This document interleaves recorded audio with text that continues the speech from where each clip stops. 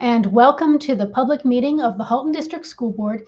It is Wednesday, May the 5th, 2021. As per all of our board meetings, this meeting is video and voice recorded and will be posted on the hdsb.ca website as well as on our YouTube channel.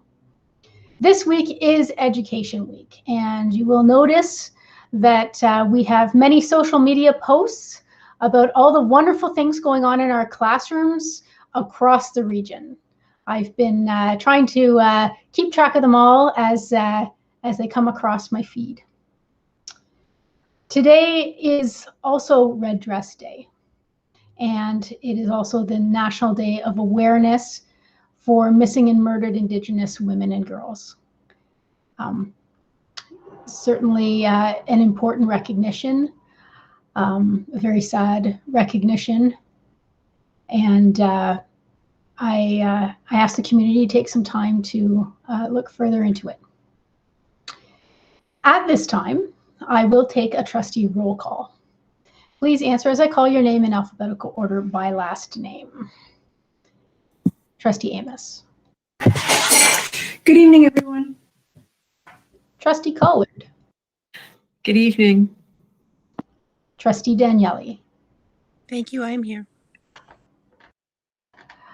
Vice Chair Harrison. Hello, I'm here. Trustee Garretts. Happy to be here tonight. Trustee Gray. Hello from the hills.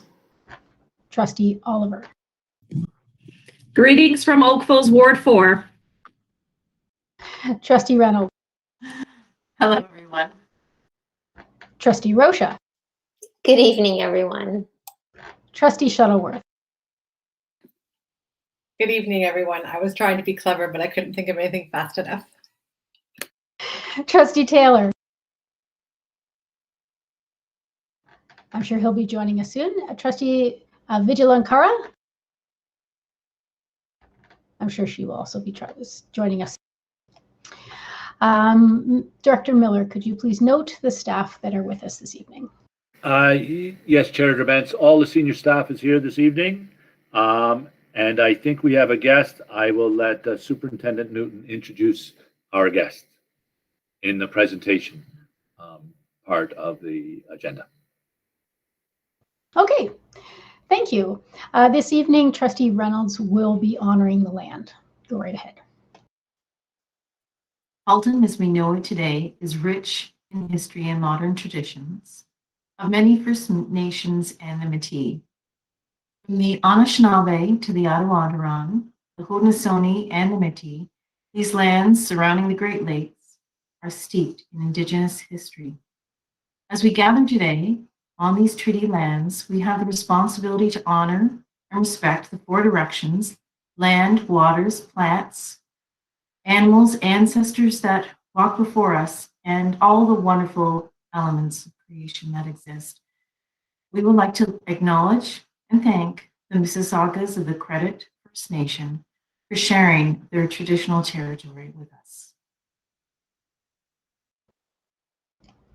Thank you, and I'd like to welcome Trustee Vigilankara to the meeting this evening. Next, are there any declarations of possible conflict of interest? Seeing none. Next, we are up to the agenda. Trustee Daniele, would you like to make a motion to approve the agenda? Thank you. Yes, I would. Excellent. Trustee Shuttleworth, would you like to second this motion? I sure would. Great. Is there any discussion at all about the agenda this evening? I'm going to look over to the speakers list. Seeing none. So all those in favor of approving the agenda?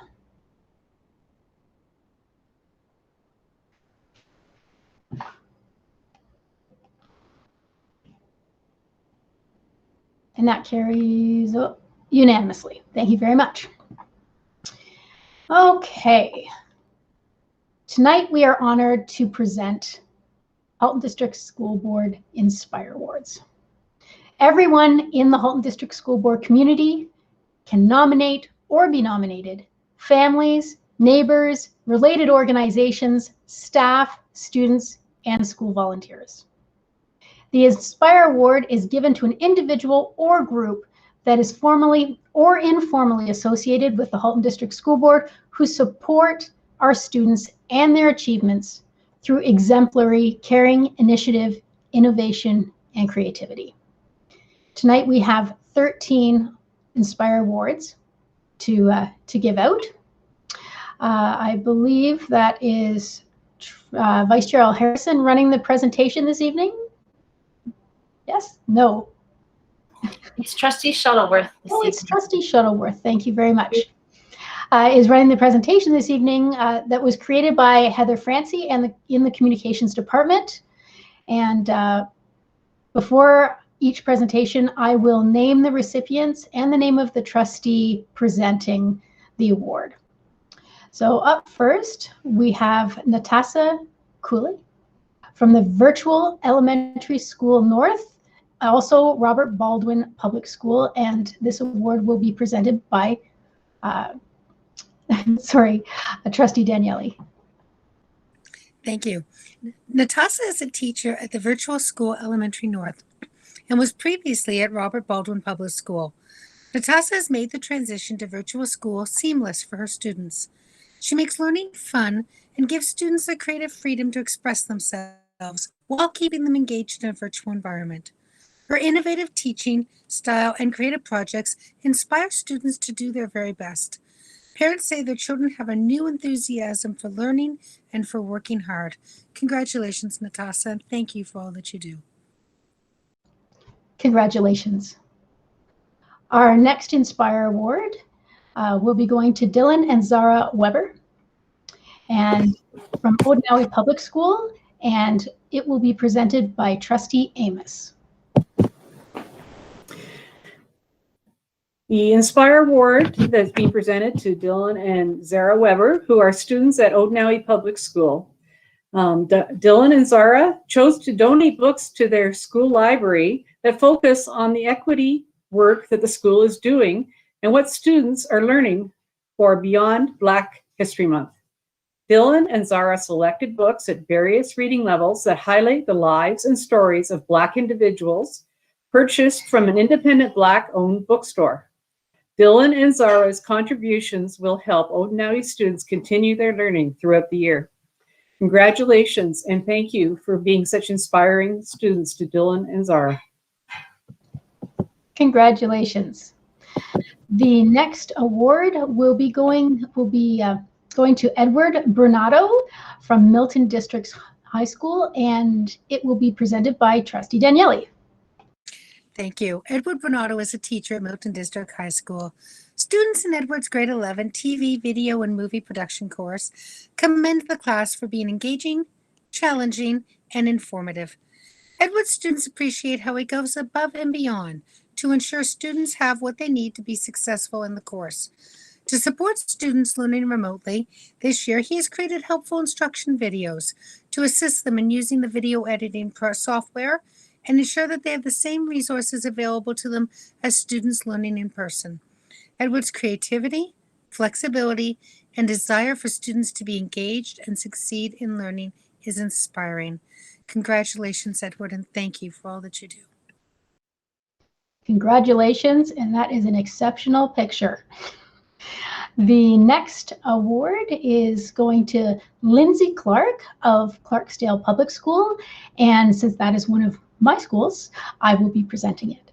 So Lindsay Clark is a teacher at Clarksdale Public School. She exemplifies kindness and consideration for the well-being of all students by creating a comfortable and calm learning environment. She makes the mental health and well-being of her students a top priority and focuses on self-regulation and self-awareness. Lindsay brings her students outside whenever possible to continue learning activities in nature. When remote learning began, Lindsay seamlessly kept students engaged in an online environment.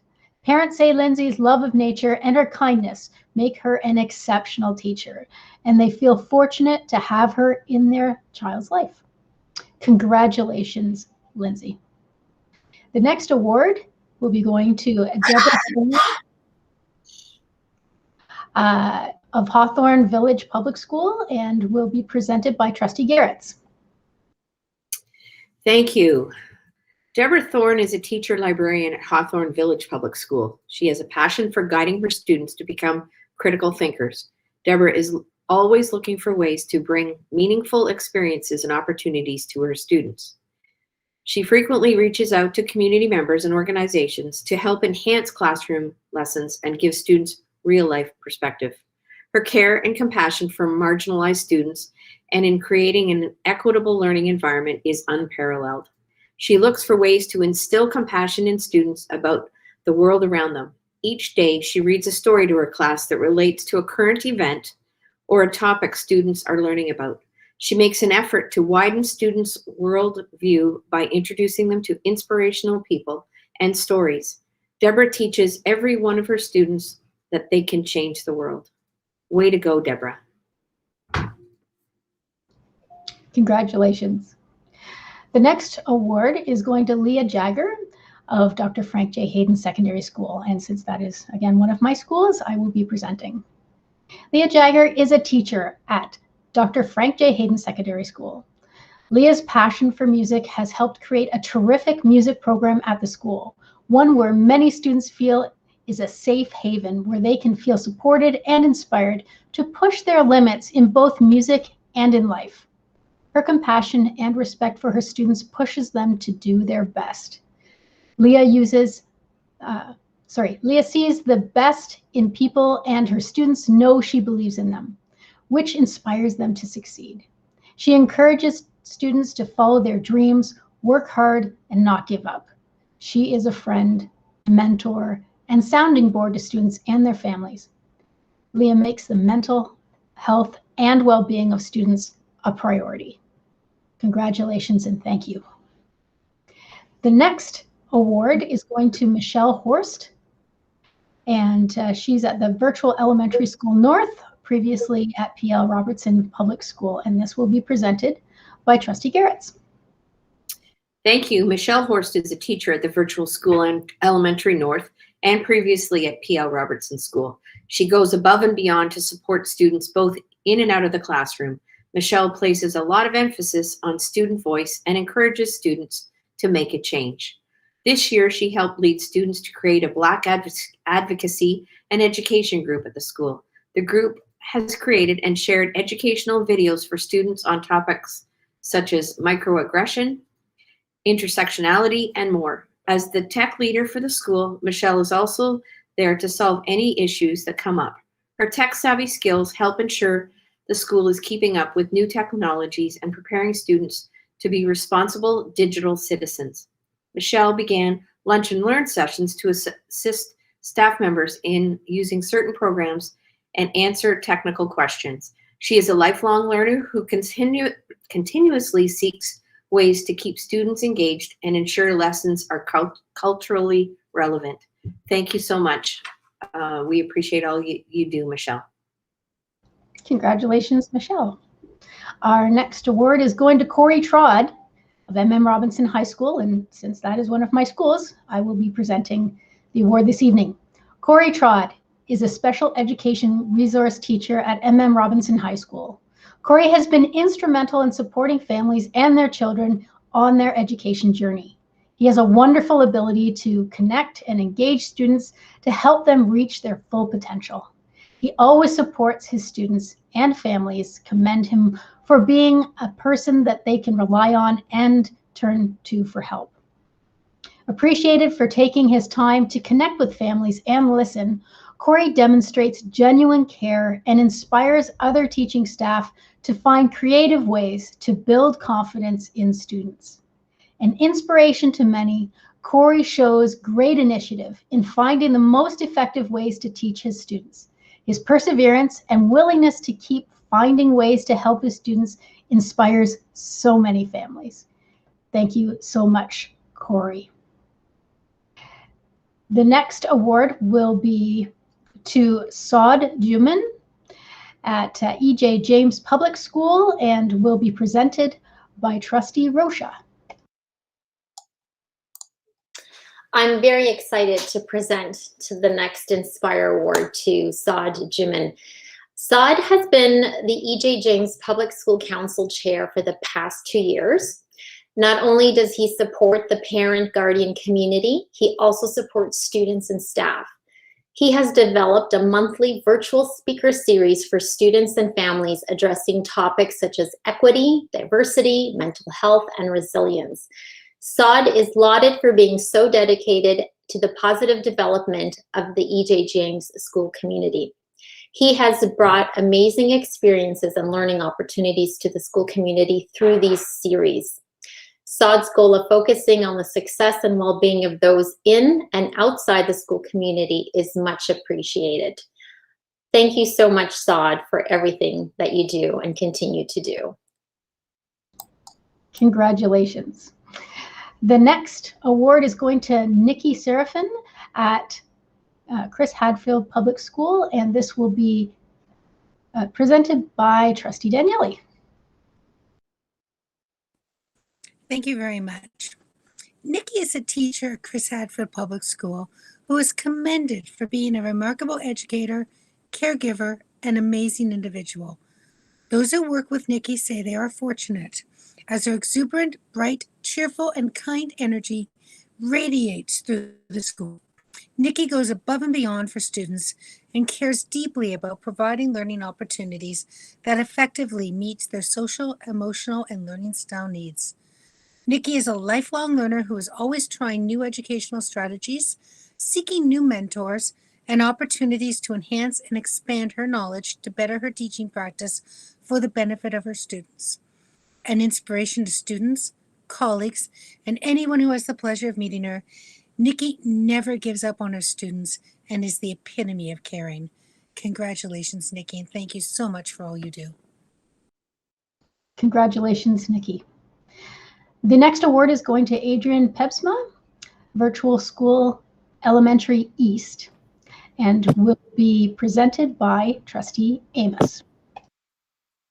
Thank you. It is my honor to present this award to Adrian Pebsma, who has been a student teacher candidate in grade 6 classes at the Virtual School Elementary East. Throughout her placement, Adrian was professional, positive, and showed a genuine interest in her students. When she started, she quickly developed a rapport with students by showing an interest in their personal growth. She used their natural curiosity to foster an enthusiasm for learning. Adrian used detailed presentations when teaching math to ensure that no matter what format of learning, students had clear instructions and engaging activities to practice the skills they were learning. When classroom changes occurred and Adrian began teaching virtually, she didn't skip a beat, transitioning smoothly to the virtual environment, continuing with a positive attitude and maintaining a high standard of teaching. Those who work with Adrian say that she is a shining example of what an educator should aspire to be. Congratulations, Adrian, and thank you for inspiring us all. Congratulations, Adrian. The next award will be going to Lynn Vanderweld of Clarksdale Public School and Polly Fisher Public School. And both of those schools are mine, so I will be presenting the award. Lynn Vanderweld is a teacher librarian and planning time teacher at Clarksdale and Polly Fisher Public Schools. She consistently and openly shares her innovative creativity across the HDSB through theme-based virtual libraries and breakout box activities. She works passionately to encourage student reading and exploration and embodies the positive and caring nature that endears her to so many students and staff. Lynn has lightened the load for so many teachers this year by taking extra time to create engaging tools and resources that are used with students. Her materials are excellent support for student achievement as they are differentiated to various learning styles and ages and are fun to do to keep students engaged. Congratulations and thank you so much for all you do. And our final award for this evening is to Mary Marshall at J.W. Singleton Education Center. I will be presenting this award. Mary Marshall is the System Principal of Equity and Inclusive Education with the HDSB. She shines the light in the direction of others, ensuring their voices are heard, their stories told, and their experiences seen.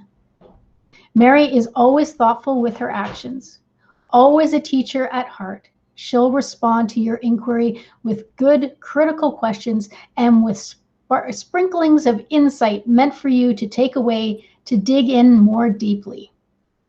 Most recently, through her work on the student census, system-wide dismantling racism PD modules, leading the equity team, and advocating for equity, Indigenous rights, and human rights at the very table she sits at, Mary works tirelessly to put structures in place that positively impact staff and students.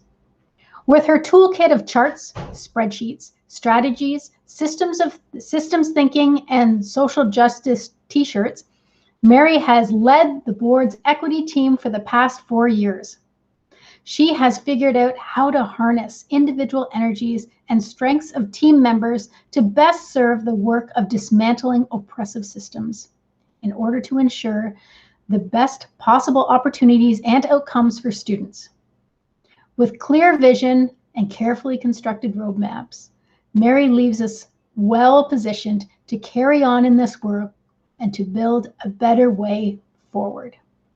Thank you, Mary, for all you do for this board. Really appreciate it.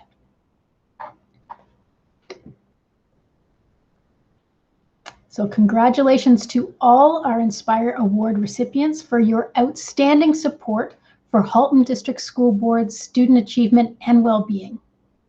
And a special thank you to Susan Thrasher in the Director's Office, who works every month to make sure trustees have all they need to assess nominees and provide a conduit of information for everyone watching. Please do continue to nominate people or organizations who support our students and their achievements through exemplary, caring, initiative, innovation, and creativity. The nomination form is available on the hdsb.ca website. Okay, we are at item 221 on our agenda this evening.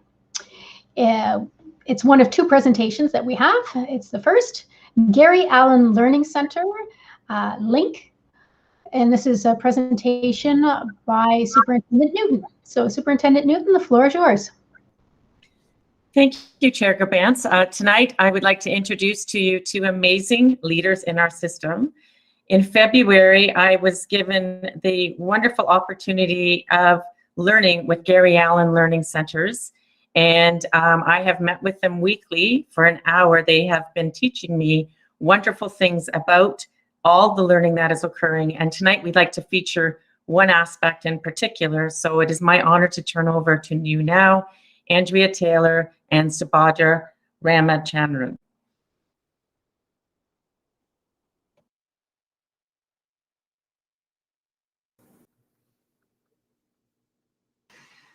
Hello, everybody. This is first for me, and thank you, Jackie, for that warm welcome. And I see that Subhadra is on.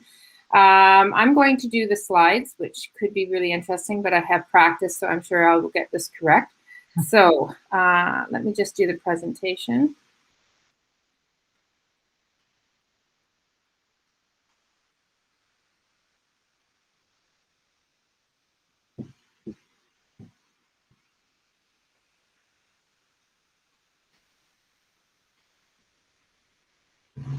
So I hope that is up for everyone to see. Good, okay. Whew. We, as you've noticed, it's not Gary Allen High School how we introduce ourselves. It is Gary Allen Learning Centers, and I will explain sort of the historical piece to that change and the purpose for that. And Subhadra will then go on to talk more about the adult language programs. So historically, what people know Gary Allen as is Gary Allen High School, which was formally given that name in 2003. And it was simply a day school and continuing education. So in the day school, we had grid teachers teaching adult and alternative education with multiple acronyms there for ALTED, and what was known as self-reliant, and then went on to be online plus for adults. But we're going to talk about that adult world a little bit more. That's why it's in red. The continuing education part of Gary Allen continues. But through the ALTED review and through the restructuring, we found that just by naming it Gary Allen High School was not enough to really validate the amount of people that we reach. So we had a Vision 2020, and so what we are doing now is it actually starts with HDSB at the top, and that Gary Allen Learning Centers are the vehicle by which we present and deliver a multitude of programs for students as young as 4 and as old as 84 or 90. So we have taken adult education out of the day school, and so you will see that if you look at alternative education in the middle, Gary Allen High School still exists, but it is a component within the learning centers. So STEP and TREX, and what we also have called the Bridging to Success for the 18 to 20-year-olds. That's our day school. Adult education now is part of continuing education, and we have split it into our credit courses and our non-credit courses. And our non-credit courses are the adult language programs, which we put a proposal into to the federal government and to provincial government of MCCSS to start running LINK, ESL, and FSL for adults, newcomers to our area, to our region. And once that proposal was accepted, it was very clear that we had to move on from identifying ourselves and branding ourselves as a high school only. We are much more than that. So Gary Allen Learning Centers took hold and has been promoted, and it's going very, very well. And so it was very important for us to start a communication plan where we represent the Halton District School Board as a very broad-based service for a multitude of learners. And this is our newest program. This is the first time we have taken it fully underneath our umbrella within the Halton District School Board for LINK, ESL, and FSL. So I could talk about all of our programs and all of those details, but I will not, because the focus is on the brand new program that we have started. And our very first hire back in August that I worked on with HR was Subhadra. So we went out and searched for the best possible candidate to talk about our new programs. And so I'm very honored to introduce Subhadra, who's been with us since August and done a phenomenal job of building this brand new program for the Halton District School Board. So over to you. Thank you very much, Andrea, for that gracious introduction. My presentation today will provide you with just an aerial view of the program, and I'll keep out the nuances for later. In a sense, LINK stands for Language Instruction for Newcomers to Canada, and it has been around for 30 years, so we're pretty late in the game. And LINK is essentially ESL, English Language Training for Adults. Now, one other thing I wanted to mention here is that LINK also has a French language counterpart called CLIC, C-L-I-C, and that stands for Cours des langues pour les immigrants au Canada. So essentially, the Canadian government funds adult language training in both official languages of Canada. And CLIC we don't yet offer, but sometime soon, that's coming. Now, we also have two funding sources, and this is the IRCC, the federal government, which funds the LINK program, and MCCSS, the provincial funders that fund the ESL and the FSL programs. So in a sense, we at Gary Allen provide LINK, ESL, and FSL to adult newcomers. And my last little note for this slide is that the adult non-credit programs are run as a cost recovery business model. In other words, there is no cost to the board to run these programs. Next slide, please. Thank you. Now, in order to address the many inequities that come with language deficit, especially amongst rapidly changing and growing immigrant communities, the federal government partnered with the provinces in a series of bilateral agreements back in 2005, and this continues to this day. So at Gary Allen, our LINK and ESL programs are actually jointly funded by the Ontario government and the federal government. And school boards are deemed as public providers in this effort, and they're also often looked upon as policy innovators in adult language education. And this particular area interests me a great deal. Next slide, please. So as Andrea mentioned, back in 2020, HDSB applied for funding and received approval. I started at the end of August. Now, September and October were critical months to set up shop. I know I'm oversimplifying it by saying it was setting up shop. It was a lot of work, but we were ready on the 2nd of November to accept learners and start delivering our programs. What is really a proud moment for me, which I had not imagined, was that we have 638 active learners, clients that exist as of today. And we enrolled 984 learners. So people come, people go, but we touched 984 lives. Next slide, please. Now, with the pandemic and all of what has happened, we were able to open 2 sites, 2 bricks and mortar sites. The Oakville site was the latest, and we hope to open the Milton site in September and the Georgetown location in March 2022. Now, 2 of those sites, Burlington, Oakville, are fully staffed, and we hope to do the same with the Milton and Georgetown locations. When we are out of this pandemic, hopefully soon, we will also be offering childminding services, and that is going to be funded by the federal government. IRCC supports 2 essential support services. One is childminding, the other is transportation support. So learners who cannot afford to or don't have vehicles can actually take the bus for no cost to them. Final slide. Where do we hope to be in the near future and the next few years? So Hulton's population, as we know, is forecast to grow by more than 67% in the next 20 years. And a lot of the growth is actually seen to be what is called secondary and tertiary migration. So it's also called in-migration. So we have a lot of people that move from Toronto, Peel into Hulton, and also outside of outside the province of Ontario. So we hope to keep pace with that growth. And as we continue to grow, we also hope to tap into new funding opportunities. And I have a few ideas of how we can grow this program. And then also establish Gary Allen as a regional hub for a full stack service entity alongside with the Welcome Center. And that will hopefully provide a full service suite for newcomers and their language training needs. So that is my presentation. Thank you.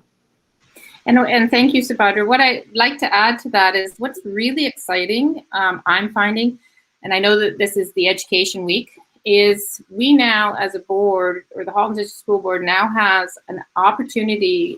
And when we worked with Dean, I've talked with Dean a couple of years ago, and we had a vision of, wouldn't it be great when families come to the Welcome Center, we can now service everyone.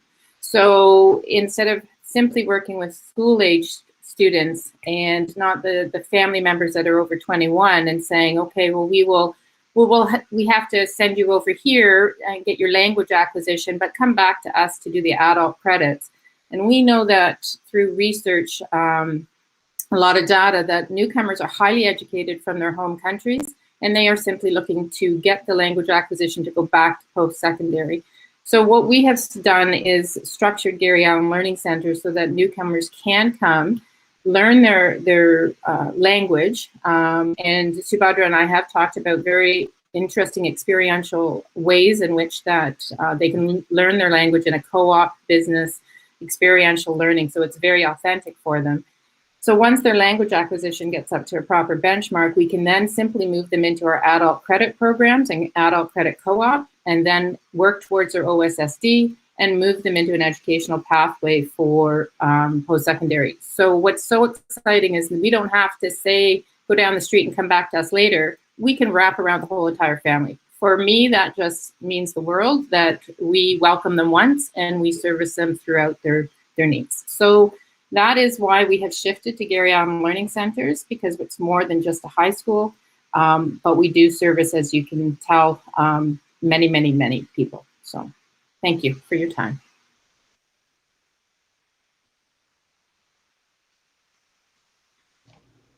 Okay. At this point, I'm looking to the speakers list to see if there are any questions or comments. Trustee Shuttleworth, go right ahead. Thank you. Through you, Chair, to, I'm not sure if it's Andrea or Superintendent Newton or Subhadra. You mentioned that you're looking for further funding opportunities, and I'm just wondering where we as a board are in supporting you in finding this funding. I thank you very much. Through the chair to Trustee Shuttleworth, I'm going to turn that over to an expert, Subhadra, to answer that question for you. So if I understood correctly, you're looking to see where you could support us in terms of seeking those funding opportunities. So from time to time, many ministries, both at the federal and the provincial level, put out what's called the RFP note, request for proposal. So it's just like a business. You apply for funding and you write a grant proposal, put together a budget and submit it. And if that's accepted, then we go ahead and implement.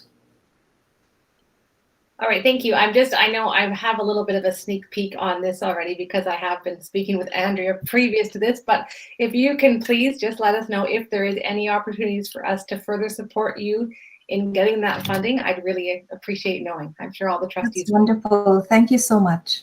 Yeah, we're very much open to that. And as you can see, we have learning centers in every single part of the board. So when we are getting back to regular and welcoming people in, all of the trustees in your respective areas are more than welcome to come and view. I know that is a goal for Subhadra, is to do an open house, especially at our new flagship one at Wycroft. So it is an exciting time. So thank you very much for letting us present. Thank you. There are no more speakers at this time, but thank you both for coming and sharing this information with us. Very interesting, and looking forward to hearing more in the future. Thank you so much. Thank you. Bye-bye. Bye-bye. Our next presentation is the shift. Also, Superintendent Newton, go right ahead. Thank you very much. Through the chair, Grabans, we'd like to introduce the folks who've been working as shift innovation coaches and leading us in building a sense of community and try, hopefully not fail, learn, and shift. So I'd like to introduce you now to Matthew, Sarah, and Rachel. These three are my motivation, my method, and my mindset. So here we go. Hello, everyone. And we love failure. We learn from failure, so we're all about failure. We do it all the time. Hello, everyone, and welcome. And thank you for inviting us back. We're so happy to be here again. Just in case you've forgotten or this is your first time seeing us, we are the Shift team. I am Matt. I'm Rachel. And I'm Sarah. And as you may remember, one of our core values on the Shift team is that of play. We play, we try, fail, shift all the time. So just like last time, let's begin with a quick little bit of play. So this is a little super quick one. Take a look at this image. What do you see? Type it in the chat. The first thing you see, type it in. Even though we're all looking at the same thing, we see different things. And the more you look at it, the more you will notice things that you didn't see before. Elephant, stag, elephant, deer, trees. Nice. Love it. Embracing divergent thinking and different perspectives has been the undertone, or more accurately, the foundation of our work pretty much all year. Shifting people's perspectives and perceptions and showing them what is possible and what they are capable of, even or especially in this current situation, helped us build a sense of connection, instill calm, a sense of control, and of confidence. So when we last left you, we were building out our coaching programs and opportunities and charting our course for where we were headed next. So still along that route of community, calm, connection, and coaching. And we've added a few more C's to our journey along the way as well. So for example, we continued coaching with things like our bite-sized learning sessions, which helped our teachers gain a sense of control and calm. Our self-paced learning series continues. We're working with a second cohort now, building a strong community along with confidence and capacity. And the great thing about self-paced learning is that it fits with all the learner-centered, passion-led, inquiry-based, project-based learning that we strive to provide for our students. Design thinking is another tool we've been coaching around, which has students moving through the various stages of design from empathizing to prototype design and testing. We've also used these protocols with various stakeholders in our system to help reimagine what school could be. Through this, our staff, our students, and our other stakeholders can develop empathy, problem-solving skills, risk-taking, and divergent thinking. They're engaged and able to make deeper connections among so many other benefits. Our Shift Show EDU podcast allows us to connect with guests and listeners, both from within our school board and beyond. We throw a splash of coaching and comedy, depending on which episode and what your definition of comedy might be.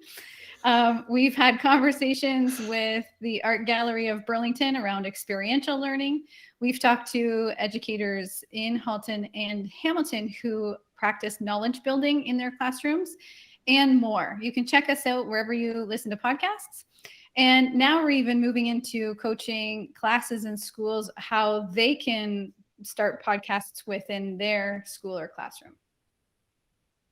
We also hosted in the spring a very popular pop-up event with Roni Habib from EQ Schools out of California, and he also came on the podcast. And again, this was to help build connection and community and give people a much needed moment of calm and self-compassion. And one of the things that Roni did with us that resonated so greatly with people was something called heart-focused breathing. Heart-focused breathing down-regulates your nervous system by activating your vagus nerve and creating something called brain-heart coherence. And it's in this coherence that we experience a feeling of ease and inner harmony that's reflected in more balanced heart rhythms, facilitating brain function and more access to higher intelligence. And even stopping to take just a couple of heart-focused breaths a day has great benefits to your brain and health. So we thought we'd give it a try. So you can focus on the heart that's on the screen and breathe with it, or you can close your eyes. So just close your eyes or focus on the heart and get comfortable. You can just breathe naturally through your nose for a couple of breaths. And then start slowing your breath to 4 or 5 seconds in and 4 or 5 seconds out. And imagine your breath coming into and out of your heart. And as you do that, bring to mind someone or some place that makes you feel wonderful. Breathing in for 4 seconds through your heart and breathing out for 4 seconds through your heart.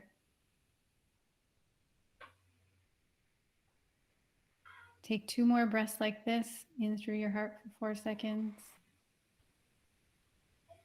and out for 4. And on the second one, just start to open your eyes if they're closed. And just notice how good you feel in your body. And this is something that you can do every day, even better multiple times a day. And it's quick and has so many positive effects. And speaking of positive effects, we continue to dream about what school can and we hope will be. The sky's the limit, no longer. We shoot for the stars, and if we land on the moon, we still come out ahead. Our only true limitation is our own imagination, and that's boundless. To borrow inspiring words from Henry Fairfax from the Revolution School that ring true for us as well, and we know they will for you too. We are engaged in a paradigm shift. Nothing will or can be the same as it was again. So in some ways, we are building a bridge between what was and what will be. It matters to us that we offer academically enriched curriculum education. We just want to do it in a way that leverages student passions and interests and connects with them in ways that the most conventional educational approaches of the past have failed to do. Thank you once again for welcoming us here tonight, playing with us, and for your continued work in supporting Hulton staff, students, and families in our ambitious and important endeavors as we shift learning forward. And one last thing that we learned from Roni is called a whoosh, and it's really sending positive energy to everybody. And you do it by reaching out and saying whoosh. So on the count of 3, we're all going to do a whoosh if you'll play with us one more time. 1, 2, 3, whoosh. Whoosh. Thank you. Well, thank you very much for that presentation. Always wonderful to see you. I'm looking to the speakers list to see if there are any questions or comments. Seeing none at this time, feeling a lot more relaxed. Thank you so much for coming out. Thanks Thank you. for having us. Thank you. Thank you. Okay, and so we're going to be moving on to, well, we have no delegations this evening, so we're moving up to the consent agenda items. So Trustee Oliver, would you like to make a motion to deal with the consent agenda this evening?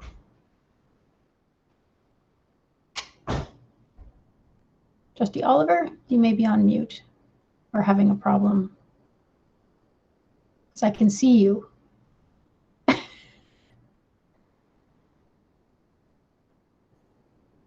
I think she's frozen. I think she might be. Well, Trustee Garretts, would you like to make a motion to deal with the consent agenda this evening? Yes, I would. Thank you so much. And Trustee Gray, I saw your hand up. Would you like to second? Certainly will. Okay, I'm going to put the motion on the floor. Be it resolved that the Hulton District School Board approve the consent agenda action items and receive the information items from May 5th, 2021. Is there any discussion or any items that need to be pulled this evening? I'm looking to the speakers list. Trustee Shuttleworth, go right ahead. Which one? Or Yes, could you please pull the admin procedure for accessibility planning, please? Okay, thank you. Since there are no other people that have put their hand up, go right ahead with your Okay, thank you. Through you, Chair, to Superintendent Taha and Superintendent Gaudette. When I was reading through this and looking at the definitions they assign to disability, I was a little bit concerned with the language used. I feel that we are always wanting to empower people rather than marginalize them. And some of the language that was used, I don't know that it fits into that. So I'm just wondering, I know it's in compliance with AODA, but I'm wondering if there's anything we can do as far as the language. Thanks, Trustee Shuttleworth. Through you, Madam Chair, to the rest of the Board of Trustees. Thank you for raising that question, Trustee Shuttleworth.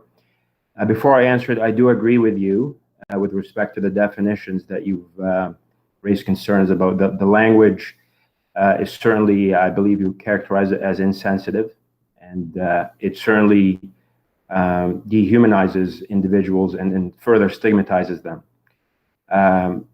The AODA Act was enacted in 2005. There's been 2 reviews, I believe, since its enactment.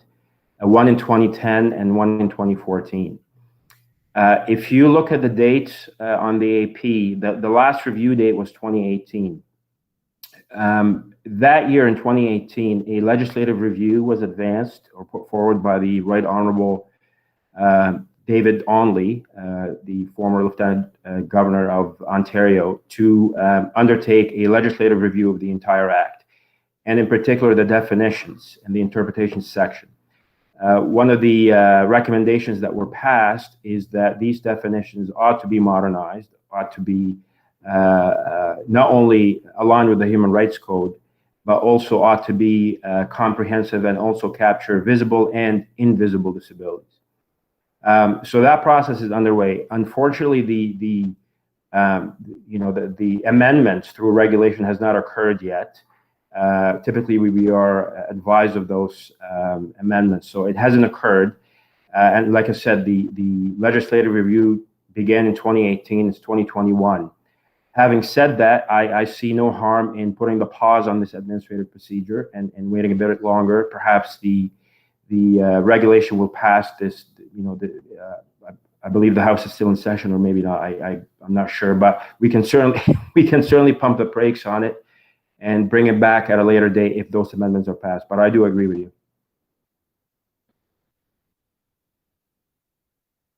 Do you have a follow-up at all, Trustee Shuttleworth? No, I don't think so. I'm just wondering, so if we do that, if we are putting the brakes or pausing, what is the course of action? We as far as the consent agenda, I will defer to Chair Grabans, but we can take that AP off of the agenda, and it will remain under review until further notice. I'm not sure if that answers your question, but I'll defer to Director Miller or Gail, perhaps, General Manager Gail Gormaker. Through you, Chair Grabans, to Trustee Shuttleworth and Superintendent Taha. I might need some support from General Manager Gortmaker. I think we can just take it off and wait for that, but I don't. General Manager or Manager Gortmaker, can we do that, or do we require a motion from the board to do it? I know it's an AP, which is ours and it's operational, but I'm looking at the Chair Grabens, and she is nodding that we can just take it off and bring it back once we've. You can, Director Miller. The other piece is that there's no operational parameters in place while it is on hold and under review.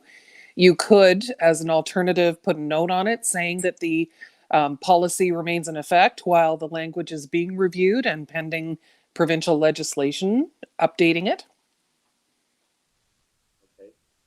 That sounds. I see our policy expert wants to speak as well. That's who I was referring to, Trustee Collard, our policy expert. Thank you. You're not the chair, though, so I wasn't recognized by the Oh, chair. right, sorry. I didn't see your hand. I'm getting carried away. Sorry. Guys, Okay, just retiring, Director Miller, doesn't mean you get my job too. Trustee Collard, go right ahead. As this is an administrative procedure, there's no motion required from trustees. The only concern that I would have is, are any of the changes that have been made to this administrative procedure operational in nature and required to be carried out? Because if so, we ought to let it stay in the agenda and pass the consent agenda as is, because you need that AP in order to be operational. Superintendent Taha or Superintendent Gadet, do you know the answer to that question? Yeah, through you, Chair Grabens, to Trustee Collard, there are no operational impact to removing it or putting a pause on it. So the changes that were made are minor in nature. Okay, then that's fine. Then putting it on hold doesn't hurt anyone. Okay, so Chair Grabens will do as Manager Gortmaker has advised us to do. And we'll put a note. Putting a note. Okay, that sounds good. Are there any, Trustee Collard, you don't have anything else to mention. You were just following up had your hand up in several places to try to get my attention. Okay, great, thank you. There are no other speakers to this and no other speakers on the list in total. So all those in favor of approving the consent agenda.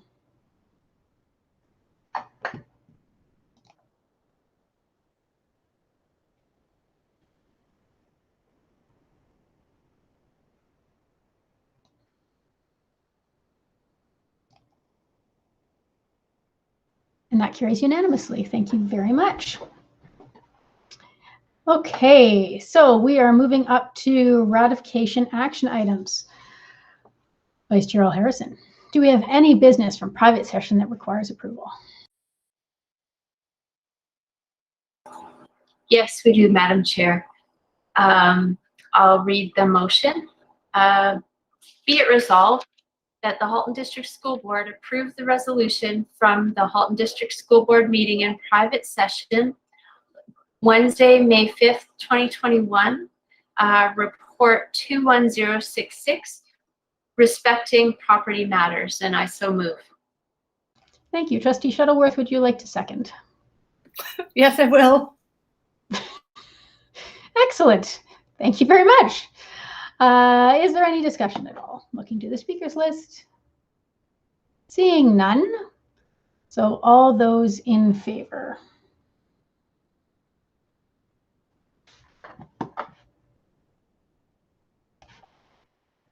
And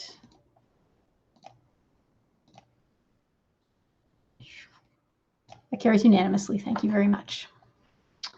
Okay, we are up to action items for this evening. We have 5.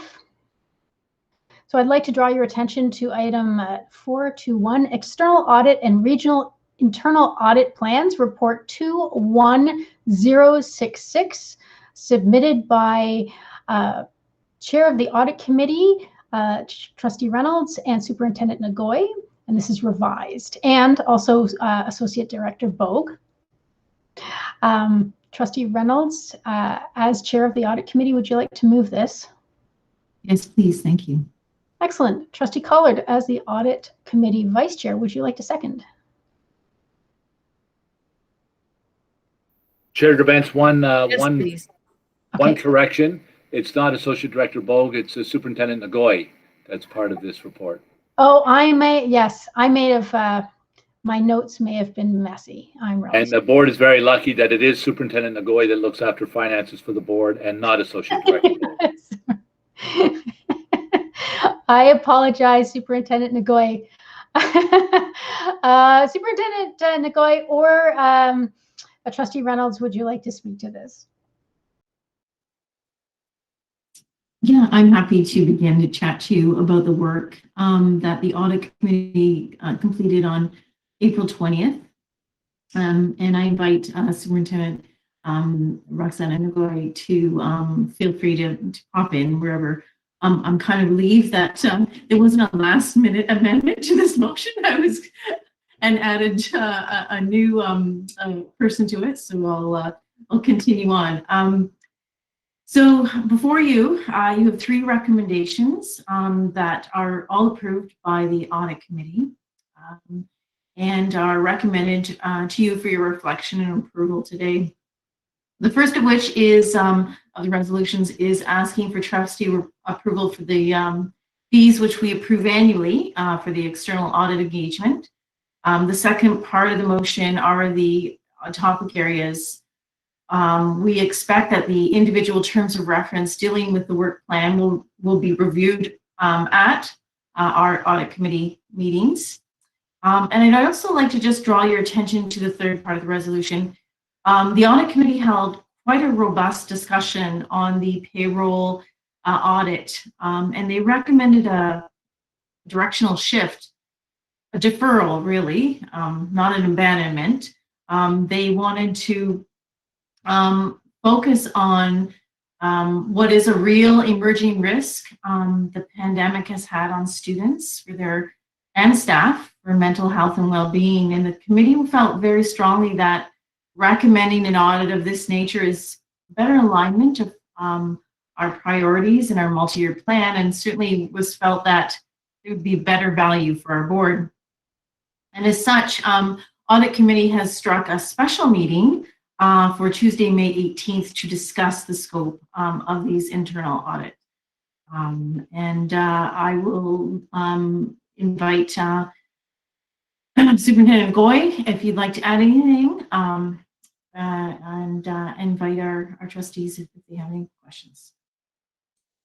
Thank you. And through you, Chair Gerbrands, to all trustees, Trustee Reynolds has summarized the work of the Audit Committee as part of their mandate to oversee both the external and internal audit functions. And this is an annual report for recommendations that the Board of Trustees consider and approve both the external audit plan and the internal audit plan as it has been revised.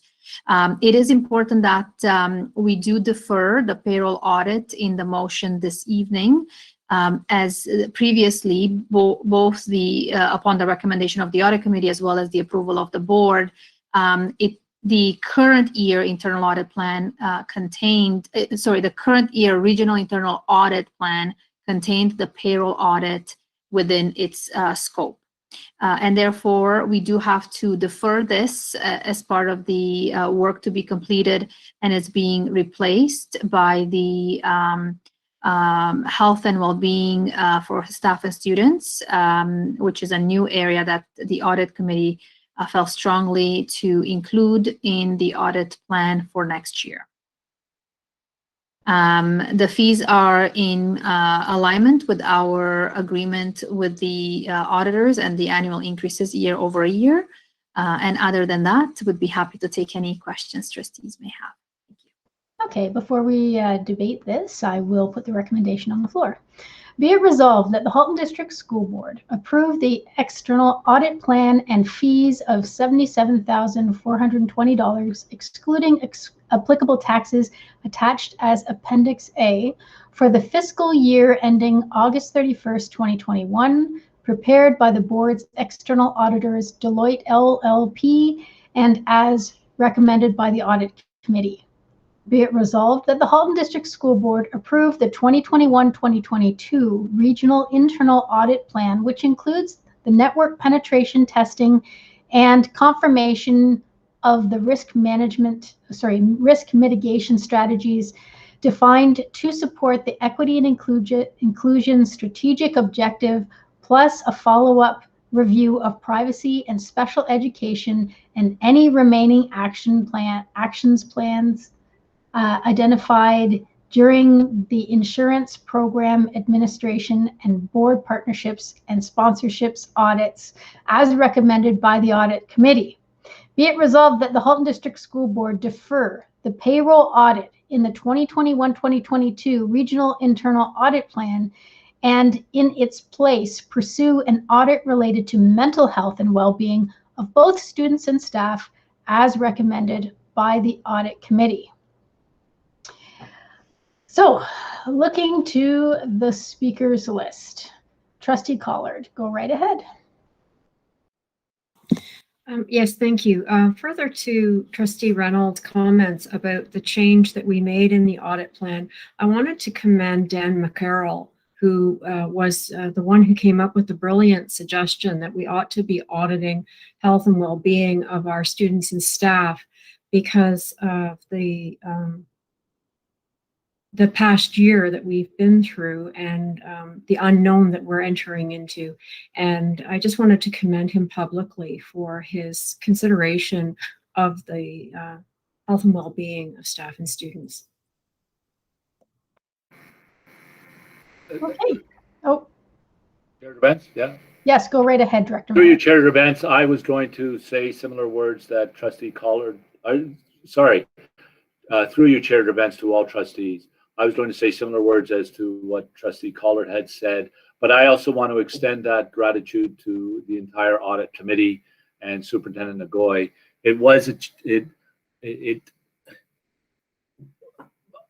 And I made a bit of a speech to the Audit Committee. I think the purpose of an audit is to add value to the system. And I think they do add value. I don't think they absolutely add value to the system. In all our lifetimes, we have not been through a pandemic, nor have we seen an education system impacted by it. We are hearing anecdotal stories of both students and staff who are struggling with this. struggling with the isolation, struggling with the pandemic, fear, anxiety. And I think there might be no more important audit that the board has ever undertaken than this one, to help us determine where we are, what we need to do, and where we go in the future to address what we believe, I don't know, but what we believe to be some significant gaps with some of our students and staff and some real concerns. So I do thank the entire audit committee, especially Dan. It'll be a challenge figuring out the scope of this audit, but anything worth doing is worth doing. And I think this is a valuable thing for us to do, and will add value to the work of the Board of Trustees. But with all due respect to the Board of Trustees, will add tremendous value for our teachers and principals to work with kids and each other. So I've sent a message to Superintendent Nagoy at the meeting, Trustee Reynolds. I would like to have a few of our other staff there to help us sort out the scope. So if that's amenable to you, I will. So thank you, Chair Drabantz. Those were my comments. Thank you, Director Miller. Next speaker on the speakers list is Vice Chair Harrison. Go right ahead. Thank you. Through you, Madam Chair. I also feel like this is an absolutely critical area for us to be spending time analyzing and understanding.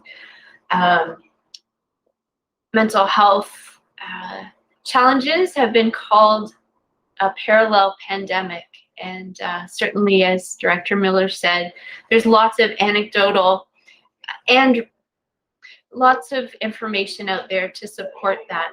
So I wonder for this audit, who does this? Like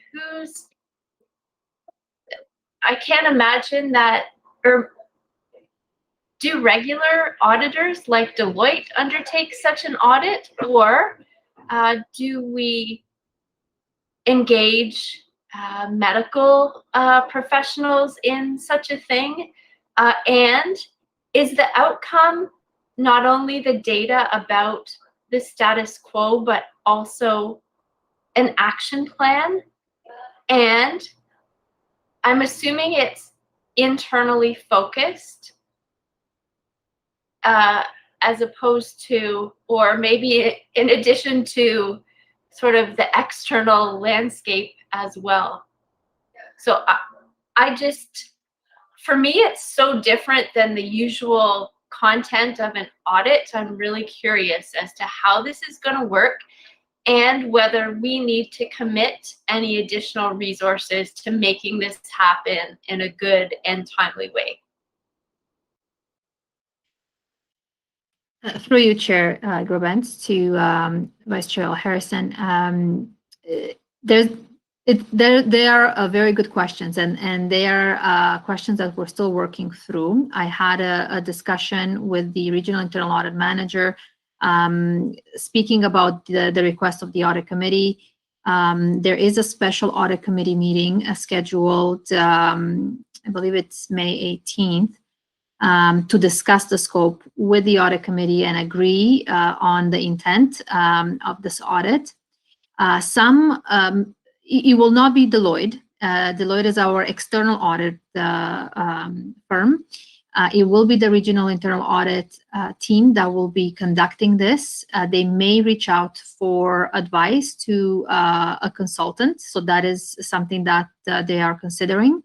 But also, as part of their plan and trying to look at some of the metrics, the thought was that it would be a longer term audit where you would look at data from before and after,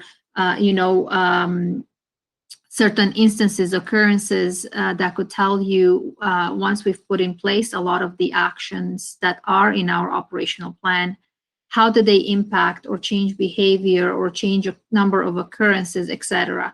So there's a lot of work, I believe, that still needs to be done on the part of the Regional Internal Audit team to prepare for a scope to discuss with the audit committee.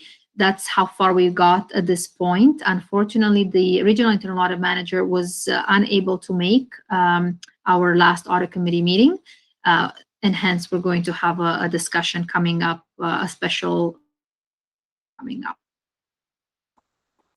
May I just have a quick follow-up, which is maybe not a question, but of course you can.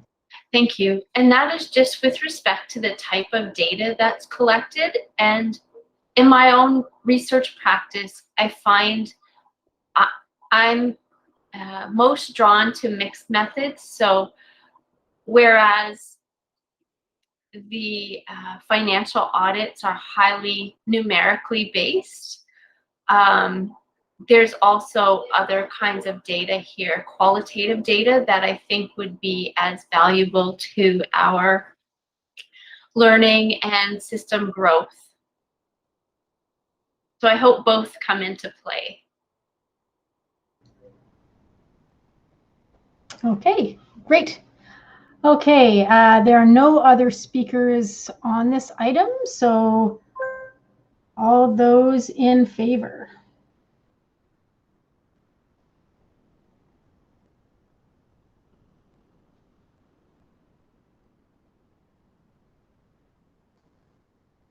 And that carries unanimously. Thank you very much. Okay, we are up to 422, Identification of Community Planning and Partnership Opportunities, Report 21069 by Executive Officer Gadet and General Manager Thibault. Trustee Garretts, would you like to move this item? Yes, I would. Thank you so much. Trustee Oliver, would you like to second? Yes, I second that. Excellent. I'll read the recommendation. Be it resolved that the Halton District School Board approve the list of schools for community partnerships, and that staff be directed to notify community partners of opportunities for sharing of space and undertake the annual community planning and partnerships meeting. Before I open the floor to debate, General Manager Thibault or Executive Officer Gadet, would you like to speak to this? Turn it over to General Manager Thibault. Through Chair Gerbens, so this is our annual Community Planning and Partnerships Report, where we present the list of potential partnership projects to the Board of Trustees for approval prior to us moving forward with our annual presentation to the wider community, which right now we have tentatively scheduled for May 19th as part of the regular board meeting. So we'll just do a standard presentation and we'll invite our community partners to attend. The list before you tonight has been generated by looking at a few things. First and foremost was the results of our 2019-2020 LTAP that was approved back in October, as well as looking at maybe some other partnership opportunities for both existing underutilized spaces and for new potential co-build projects coming online. So as part of our analysis using the criteria that are defined within the board policy, we've identified a total of 5 potential elementary schools and 1 potential secondary schools that fit within the criteria of being available for community partnerships. So those are certainly some that we can consider in the future, but for now, staff's recommending that, albeit we'll present these as part of the CPP meeting on May 19th, we're going to withhold entering into any potential agreements until we have a better understanding of what's happening with COVID and what specific impacts it has on our space needs, whether it's the distribution of programming, whether there's additional pressures to provide classroom spaces. There are just a lot of unknowns right now that we don't necessarily want to advance any kind of partnership and then realize we can't move forward with it because of some of those limitations. So until we see what happens next year, we'll just hold off on entering into any. But at the same time, too, it doesn't preclude anybody from expressing an interest, so that down the road, as more certainty is known on what the impacts could be for next year and following years thereafter, we could start exploring those. We've also identified a number of new co-build projects, which are also associated to the capital priorities list that we'll be reviewing tonight. So all these projects are those that are listed in our long-term accommodation plan.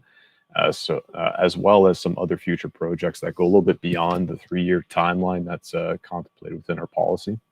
One of the reasons that we presented some of those, a good example would be the Phase 4 lands in the town of Milton, or even North Oakville, where albeit they're further down the road, it gives time for planning to align, our capital funding streams between municipal agencies or other agencies across the region that may be interested. And it also allows us for also planning for them as part of the planning process and developing these secondary plan areas. So the sooner we know, the earlier we can plan and start coordinating before we, have a school site or something's already kind of, a done deal. So with that said, the potential partnership spaces are presented as part of Appendix A of the report, or apologies, I believe. Appendix 1 and Appendix 2 of the report.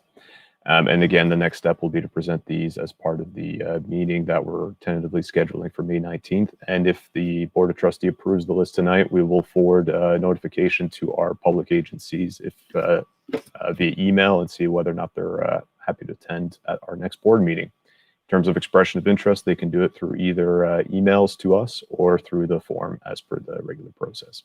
Happy to take any questions on this. Okay, thank you. Trustee Collard, go right ahead. It looks like it's my night to be asking a lot of questions. So my question is regarding Pineland Public School.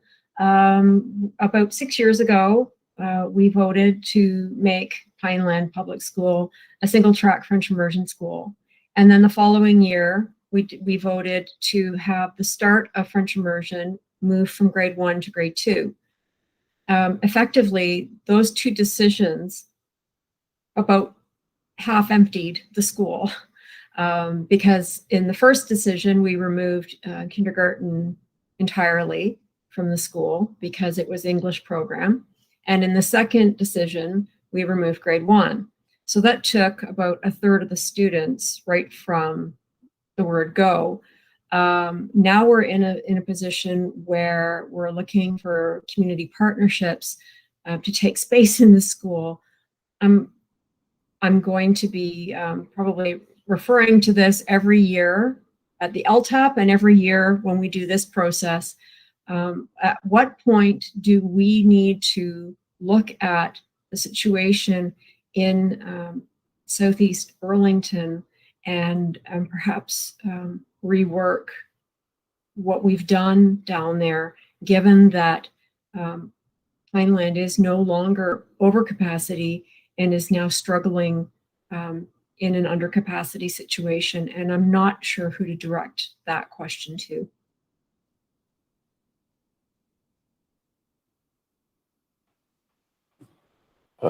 Through you, Chair Gerbanz, I can take. I'll take a stab at this one. Albeit I'm not fully apprised of the history surrounding Pinelands. If there is a or an opportunity to redistribute enrollment in the area, we can always look at that as being a future initiative as part of the long-term accommodation plan. It really, we just need to make sure that it's, and without having the numbers in front of me, that it's not creating a situation where we're taking away from one school and just, again, creating a disparity between that utilization. Because these are a little bit of a, South Burlington is somewhat of a declining area. We have to see how can we balance this the best we can, make sure that the program is viable at these schools. And, albeit maybe the program remains viable in terms of its overall size of student enrollment, it could also just be that the school itself is a little bit too large for the community it's now serving, which opens the door for this community planning and partnership project. But with all that said, it's certainly something we can definitely have an eye on, and it'll be part of my lens moving forward in this area specifically. So thank you for underlining that. Yeah, thank you very much for your response. I really am only concerned that the program remains viable. And if the space can be used, then that's fine. But I do know that there are those in the community who wish to return to Pineland and make it a dual track school again. And I know were that to happen, that there would be declines in the schools in the area, which would be Frontenac and Mohawk Gardens. And that would make those schools unsustainable.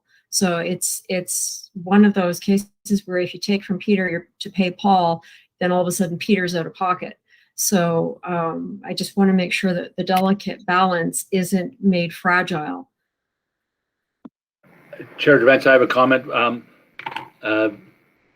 Through you, Chair Debance, to Trustee Collard, General Manager Thibault has given an excellent answer about monitoring, but I would just add my opinion.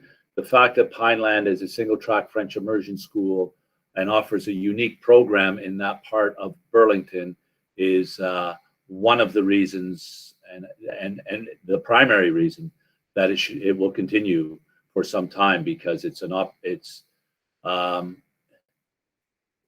doesn't make sense to decline the school's enrollments around Pineland, whereas we have that unique program at Pineland. So at the moment, I think it's at the moment, and I think for some time to come, that will continue to be the case. And it's so. Okay, there are no other speakers on the speakers list, so I'll ask a question, make a comment actually, and ask a question. I was surprised to see Charles R. Baudouin on that list of elementary schools, and that just is because a few years ago there was we were down at City Hall in Burlington begging them to put allowing us to put portables on the site, and I know it's just the way the cycle goes of a school. But my question actually, sorry, I have a tickle in my throat. My question is actually if, I know the real estate market right now, I'm going to get this question anyway, so I'm just putting it out there now. The real estate market is nuts right now, and there's a lot of properties changing hands.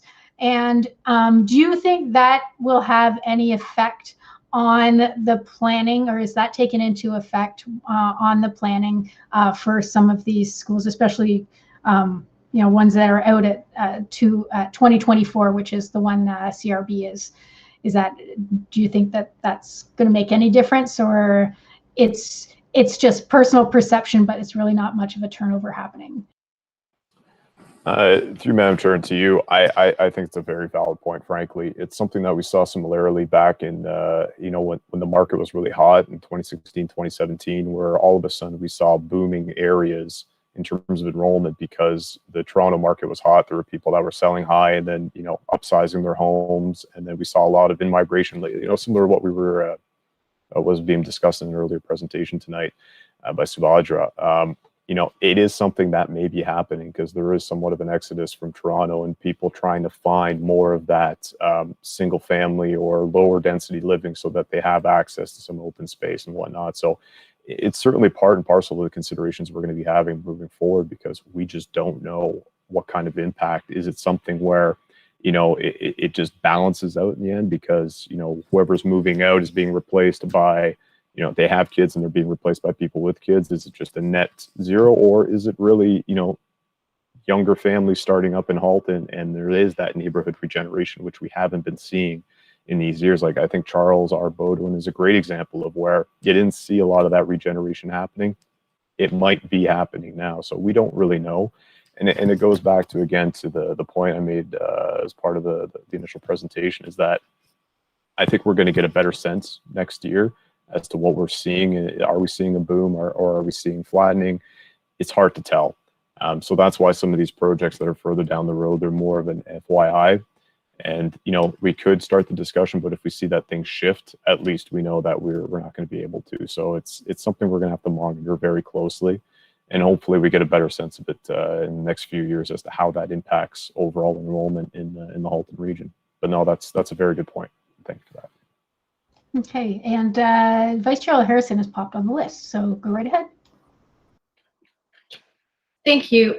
Through Madam Chair, my question is with respect to the list of 6 schools that could potentially host partners, and the suggestion to delay until further notice.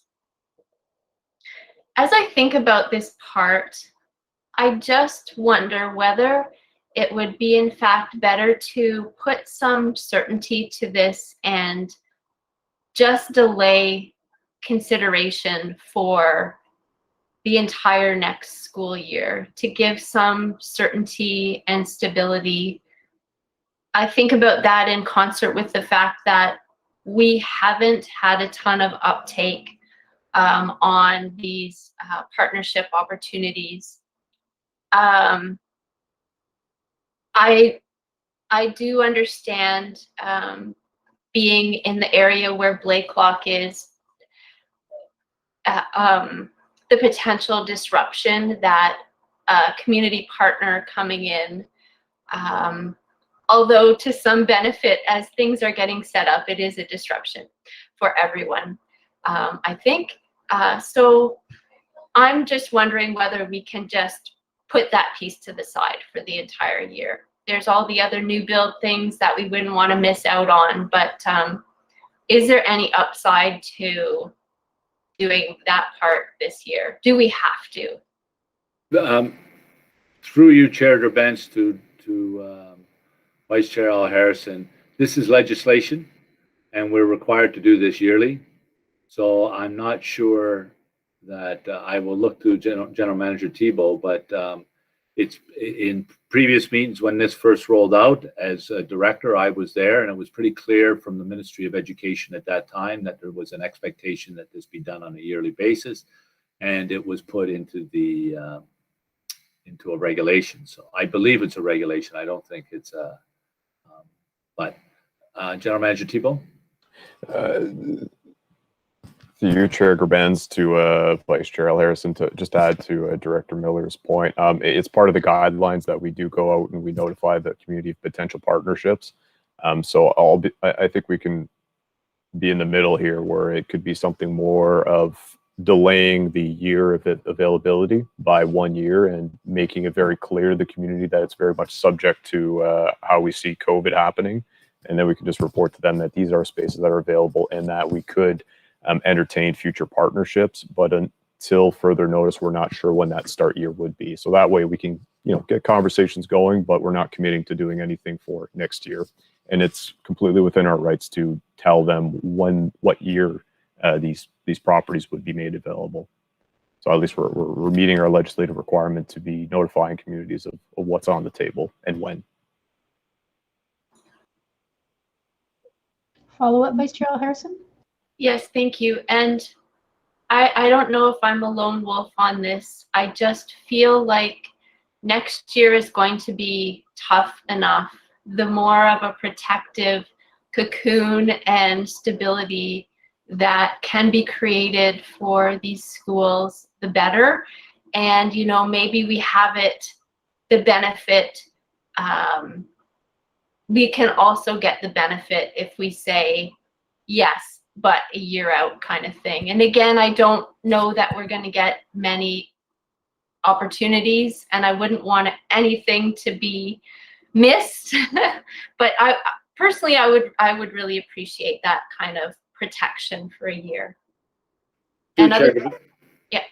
I was just going to say, through you, Chair Gerbents, Vice Chair Al Harrison, I think General Manager Thibault has a very good suggestion and compromise. We meet our legislative requirements, and we're still not offering the schools for next year. We're doing it for the following year.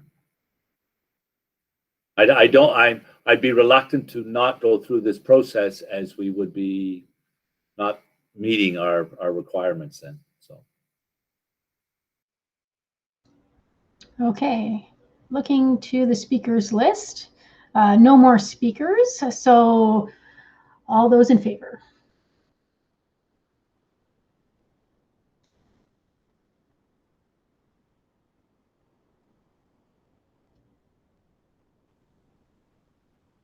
Just missing one, I think. Trustee Rocha has her hand up. Oh, sorry. Too many screens. Trustee Rocha, yes? Sorry, through you, Chair. I was just wondering, I liked the suggestion that Director Miller mentioned, that we could still file the report and change the dates for a year later. So when we're voting, are we voting with the revised dates in mind, or are we voting with the existing dates? Well, we're voting on the motion that's in front of us. So I'm assuming it's the revised. Through your Chair Benz, the actual motion does not mention the dates. Yeah. The actual motion just says that we will have the meeting, which is our legislative requirement, and that we approve a list of schools. The dates can be publicly presented at the actual meeting. Yeah. Okay, thank you for clarifying. So is yours the vote that we're missing at this point? And there we have unanimous. Thank you very much. What time is it? It is time for a 5-minute recess. So we will see everybody back here at 8:36.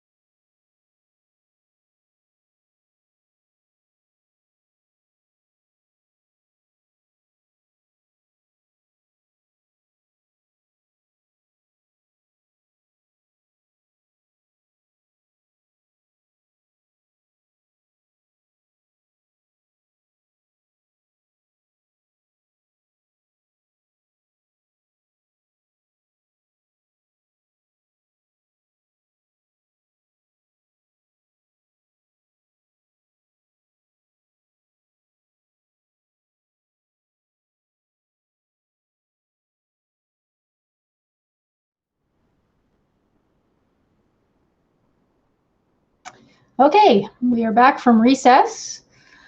We are up to 423 Board Recognition Subcommittee Report 21072, submitted by Trustee Rocha, Trustee Collard, Trustee Shuttleworth, and Vice Chair Harrison.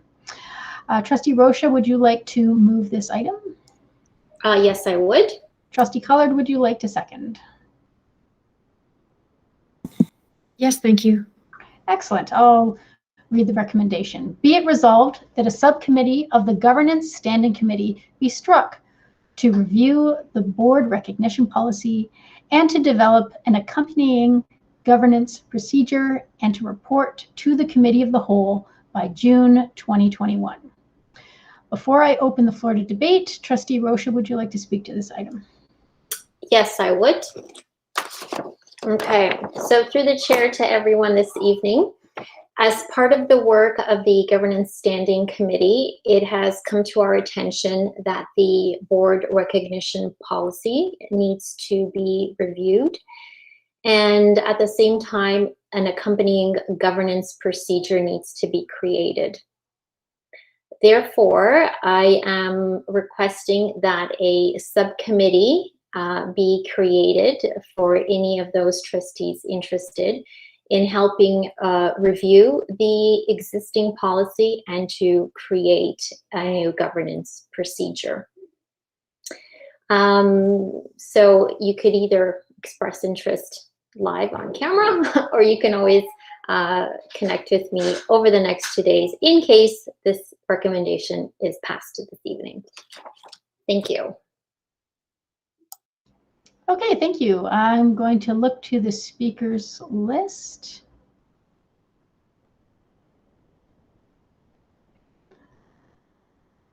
Seeing no speakers, all those in favor.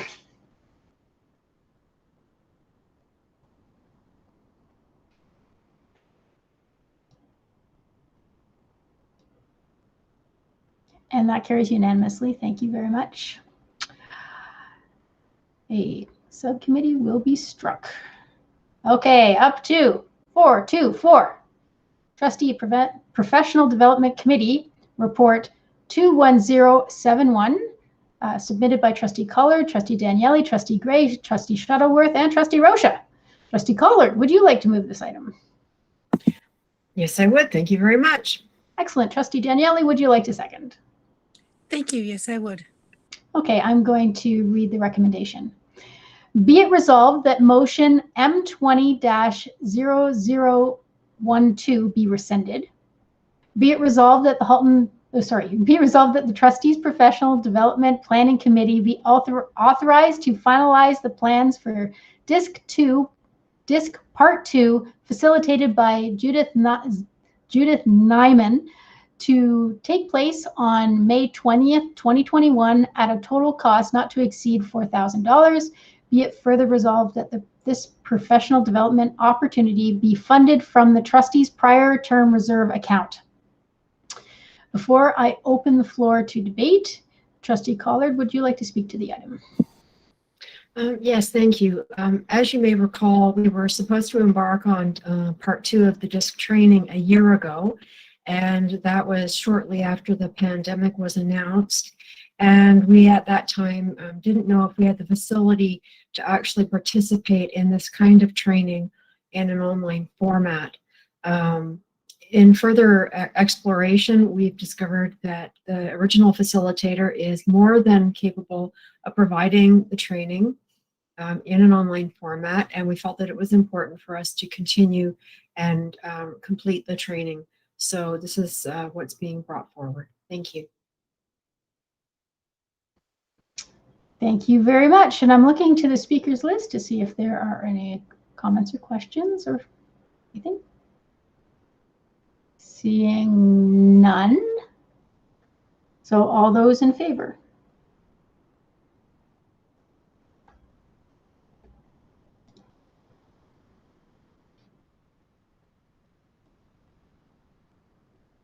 And that carries unanimously. Thank you very much.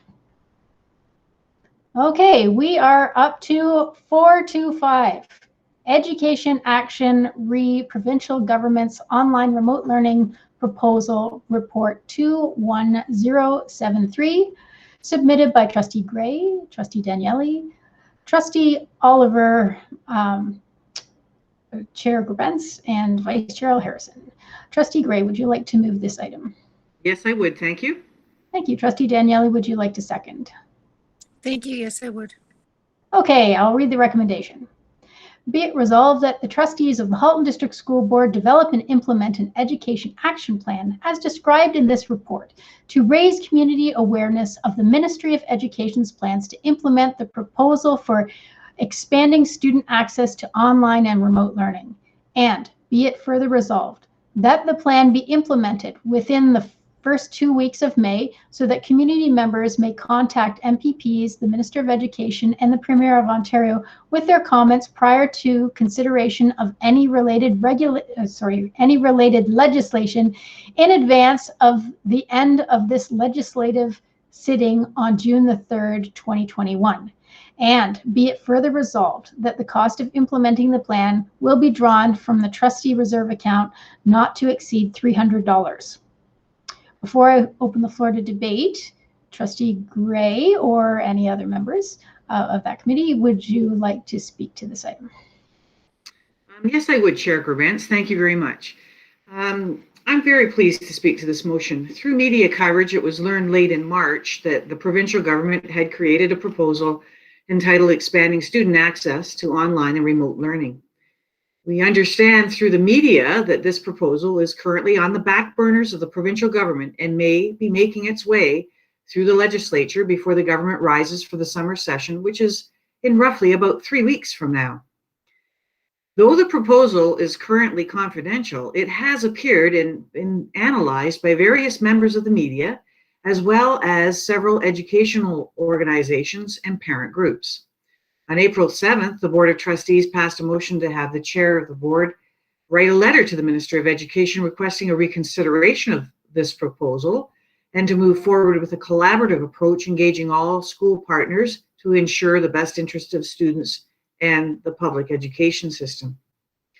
So this evening, given that this proposal, as it stands, has the potential to have a profound impact on student wellness and achievement, school board staffing, all the while diminishing public education funding and local influence and control, it was thought important that the Board of Trustees undertake an action plan to raise public awareness of this proposal and to encourage members of the public to share their views with their local MPP and the Minister of Education. And hence the motion before you this evening. Thank you. Thank you. Looking to the speakers list to see Trustee Oliver, go right ahead. Yeah, thank you through you, Chair.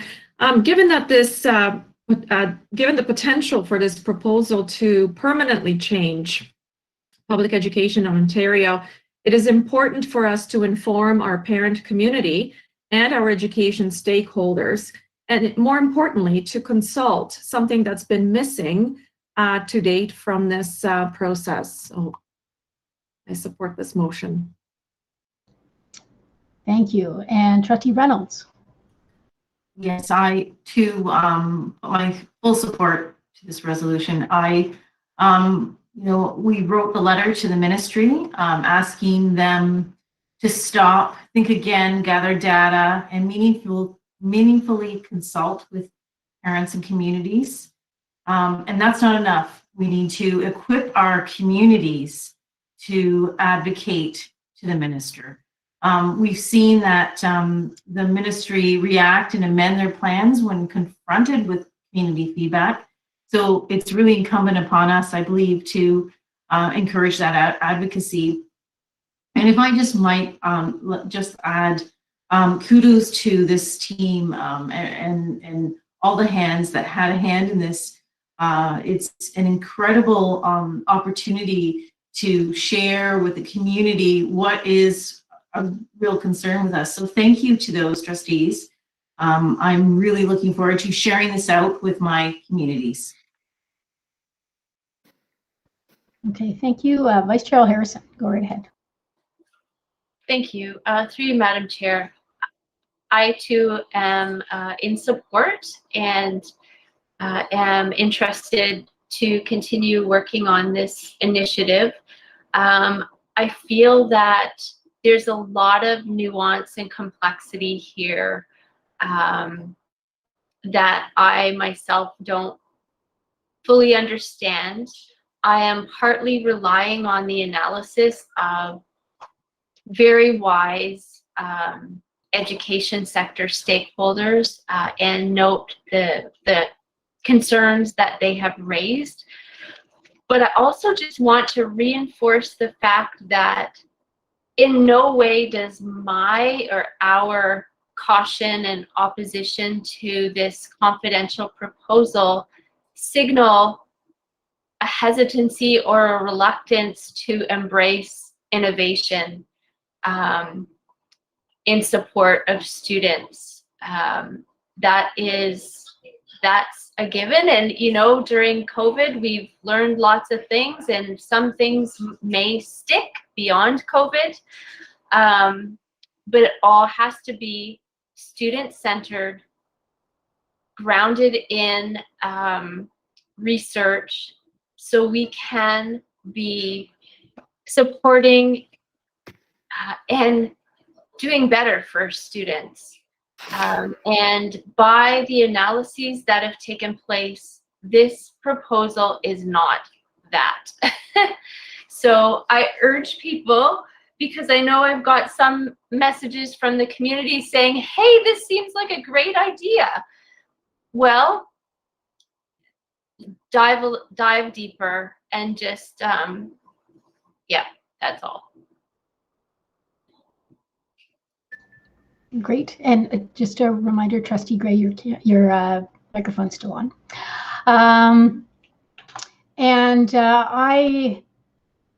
I too am supporting this.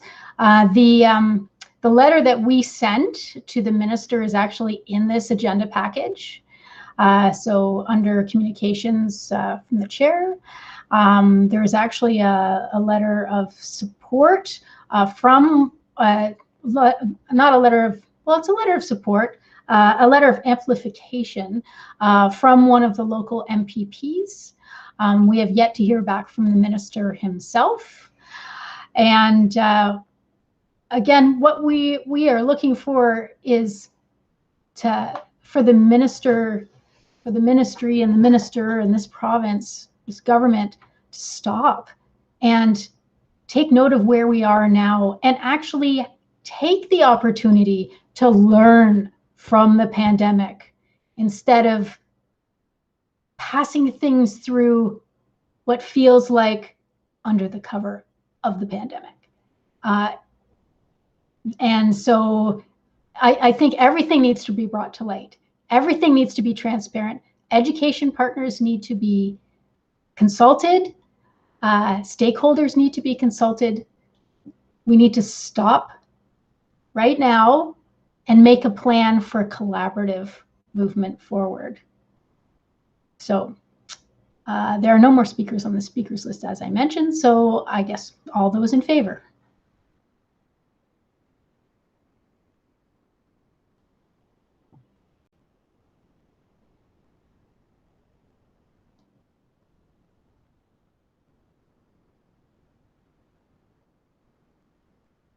We're just missing one. No. That's the hard part. Oh, there we go. That passes unanimously. Thank you very much. Okay, we are now up to, oh, I moved my notes here.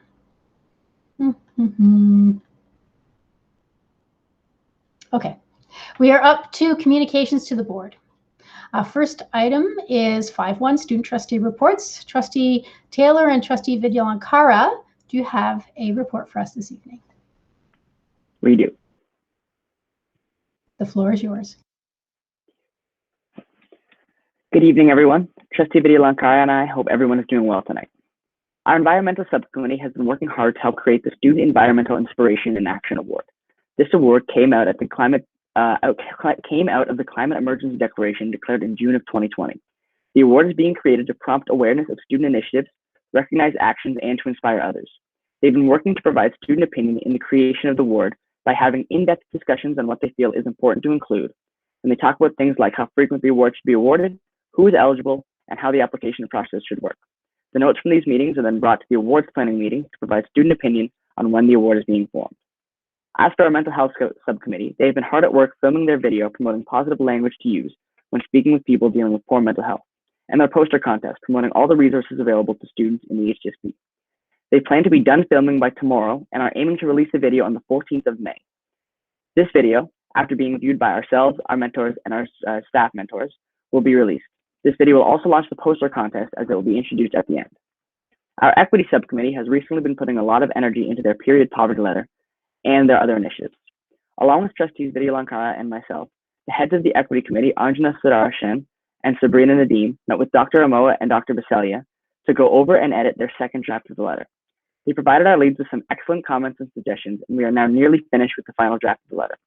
We are hoping to have it finished by the end of this week, and then we will look to bring it to the board table to be sent to the Minister of Education. Our sports subcommittee has also recently made some very big strides toward their goals and get a lot of support from the Mayor of Burlington, Marion Mead Ward. Last Thursday, the Mayor released a statement in support of the youth that are calling for the safe return of sports. This was 2 days after our two student senators, Lucas Simonovich and Will Kiprah, appeared on her show, Burlington Matters. They are now currently trying to meet with a Hulton health official to create a legitimate and serious plan for the safe return of sports. Finally, our graduation subcommittee will be having one more meeting where they are planning to write a letter to the Hulton Secondary Principals Association, thanking them for their time and reading over their suggestions. They would also like to remind students that if they want to know what their school is doing specifically for graduation, then they should speak with their principal, whether they are in elementary school or high school. In addition to our subcommittees, our temporary student trustee elections review committee created an anonymous survey for past student trustee candidates to share feedback on the elections process. Last week, we sent out the reflection form to candidates. We hope to receive as much feedback as possible. One of our main goals is to create more structured campaign rules for next year's elections. Once all the responses are received, the committee, along with our staff and trustee mentors, will review them and then determine how we can use the feedback to improve the elections process for next year. On a related note, we are in the final stages of planning our student trustee elections video. On Tuesday, I spoke with Jason Misner, communications officer for the HDSB. Together, we came up with a plan for moving forward with the video. The purpose of the video is to educate the student body about the student trustee elections and to encourage all grade 7 to 12 voters to exercise their democratic right and vote. We are hopeful that we are able to safely begin the process of filming in September. Our goal is for this 2 to 3 minute video to be released by the 2022 February student trustee elections. And now an update on the Hulton Youth Leadership Symposium planning. As you know, the Student Senate has been very busy planning for HYLS. We are happy to share that we have confirmed that along with Director Miller, we will be having Dr. Jewel Amoa and youth speaker Dylan Mendez as guest speakers. Dylan is an analyst at Deloitte Canada, an alumni of the top 35 under 35 global changemakers, as well as a TEDx and youth speaker. He has shared his positive and inspiring message and story with thousands of students, and we are very excited to have him speak at our conference. We are also very excited to have Dr. Amoa share her expertise and work on the subjects of leadership and equity and human rights. We think that these topics are especially important given the growing relevance of student leadership, activism, and equity this year. So we think students will really enjoy her message. The event will take place all day on Friday, May 28th, and we highly encourage all elementary school principals to share the details of the event with their grade 7 and 8 students, and also to register for interested students for the event if they have not already. Trustees will receive an invitation and schedule for HYLS by the end of this week. We hope we can count on your support with the supervision of the conference. I would also like to take an opportunity to share a quick non-student Senate update. On April 22nd, I had the privilege of speaking in a student panel at the Ontario Public Supervisory Officials Association conference. The title of the conference was Embracing Equity, Moving from Words to Action. I really enjoyed the opportunity to speak with other students from across Ontario. We discussed really important issues ranging from the use of representative media in classrooms to how we can continue to embrace diversity in schools. It was a very educational and empowering experience. I'm especially appreciative of the board and superintendents for giving me the opportunity to share my perspective and that of my HDSB peers at a provincial level. As students, we feel good knowing that we are part of a board that really values student voice and recognizes the importance of looking at educational practices and decisions through an equity lens. Finally, our next Student Senate meeting will be held on May 18th, and it will be largely focused on preparing for HYLS. However, we do anticipate that many subcommittee presentations will take place, so if trustees are interested in taking a closer look at what each Student Senate group has been working on, there will certainly be an opportunity to do so at the next meeting. A link for that meeting will be sent before the 18th. So that brings us to the end of the student trustee report for tonight. Thank you so much for listening, and we now look forward to any questions and or comments you may have.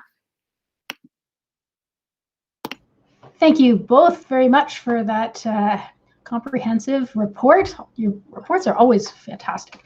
And I see that you've already sent it in our email, which is great. I think I saw it pop up. Looking to the speakers list. Chair Gabence, I have a comment I would like to make. Yeah, go right ahead. Sorry. Yes, Vandy and Evan, of course, trustees Vindalakara and Taylor, I want to thank you for your report, but I also especially want to thank you. As many of the trustees know, we are in the midst of a superintendent recruitment process, and I had asked Superintendent Vindalakara and trustees Vindalakara, and they soon will be superintendents, actually. Trustees Vindalankara and Taylor to give us a question from a student perspective and student voice that we could ask the potential superintendent candidates for our board. I'd like to say thank you very much. We took a question and we're asking it. We have been asking it, and it is gaining a lot of traction with the people applying for the job that our student trustees have provided a question for people applying for such an important position in the board. So thank you to you two and to whoever else contributed with you. And I think Superintendent Truffin also has a comment to make. So thank you, Evan and Vandy.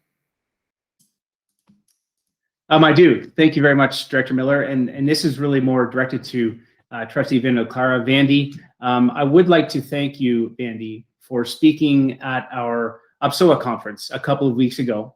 For the trustees that don't know, Vandy spoke on a student panel. Students from across the province sat on a panel speaking about equity issues, speaking about anti-oppression, anti-Black racism, their experiences in school. And Vandy, I can tell you, I know we connected about 6 weeks ago about you being on this panel. You agreed immediately. And I can tell you the impact that you had. More than 300 school leaders across the province had the opportunity to hear you. And your voice was well heard, understood. And I can tell you that it was very, very impactful. And I can tell you, and I'm actually thanking you on behalf of the Hulton board, but I'm also thanking you on behalf of the more than 300 superintendents and directors of this province that heard you speak. Thank you very much for presenting to us and for us learning from you. So thank you very much, Vandy. Thank you so much. I really appreciate the opportunity. I have a question. And this actually has to do with the symposium. And I think if it may just require a follow-up email as to how you see trustees kind of being part of that. So if you could just maybe if you could just send us some information rather than saying here, but I am seeking that information. So okay, excellent. Oh, Trustee Shuttleworth has her hand up. Hi, thank you. Through you, Chair, to Trustee Vigilankara and Trustee Taylor. I just have a question. You talk about the video you're going to be releasing on mental health. Are we going to get a sneak peek by any chance? I guess I'll go. Definitely, we'll show you an advanced viewing. I think that's what it's called of the video for sure. I think we're planning on releasing it on the 14th, so before then. Awesome. I'm looking forward to it. Thank you. And thank you for all that you both do. Thank you. Excellent. So there are no more questions on the speakers list. Thank you very much again for your very comprehensive report. So we are going to move on to action items for May the 19th. We have 3 this evening. And the first is 5. Oh, I guess I should explain to those of people who are watching. Sometimes we have items that have established that meet established criteria for them to come more than one time to our board table. And we have 3 items tonight that meet that criteria. So the first is the policy review, report 21049.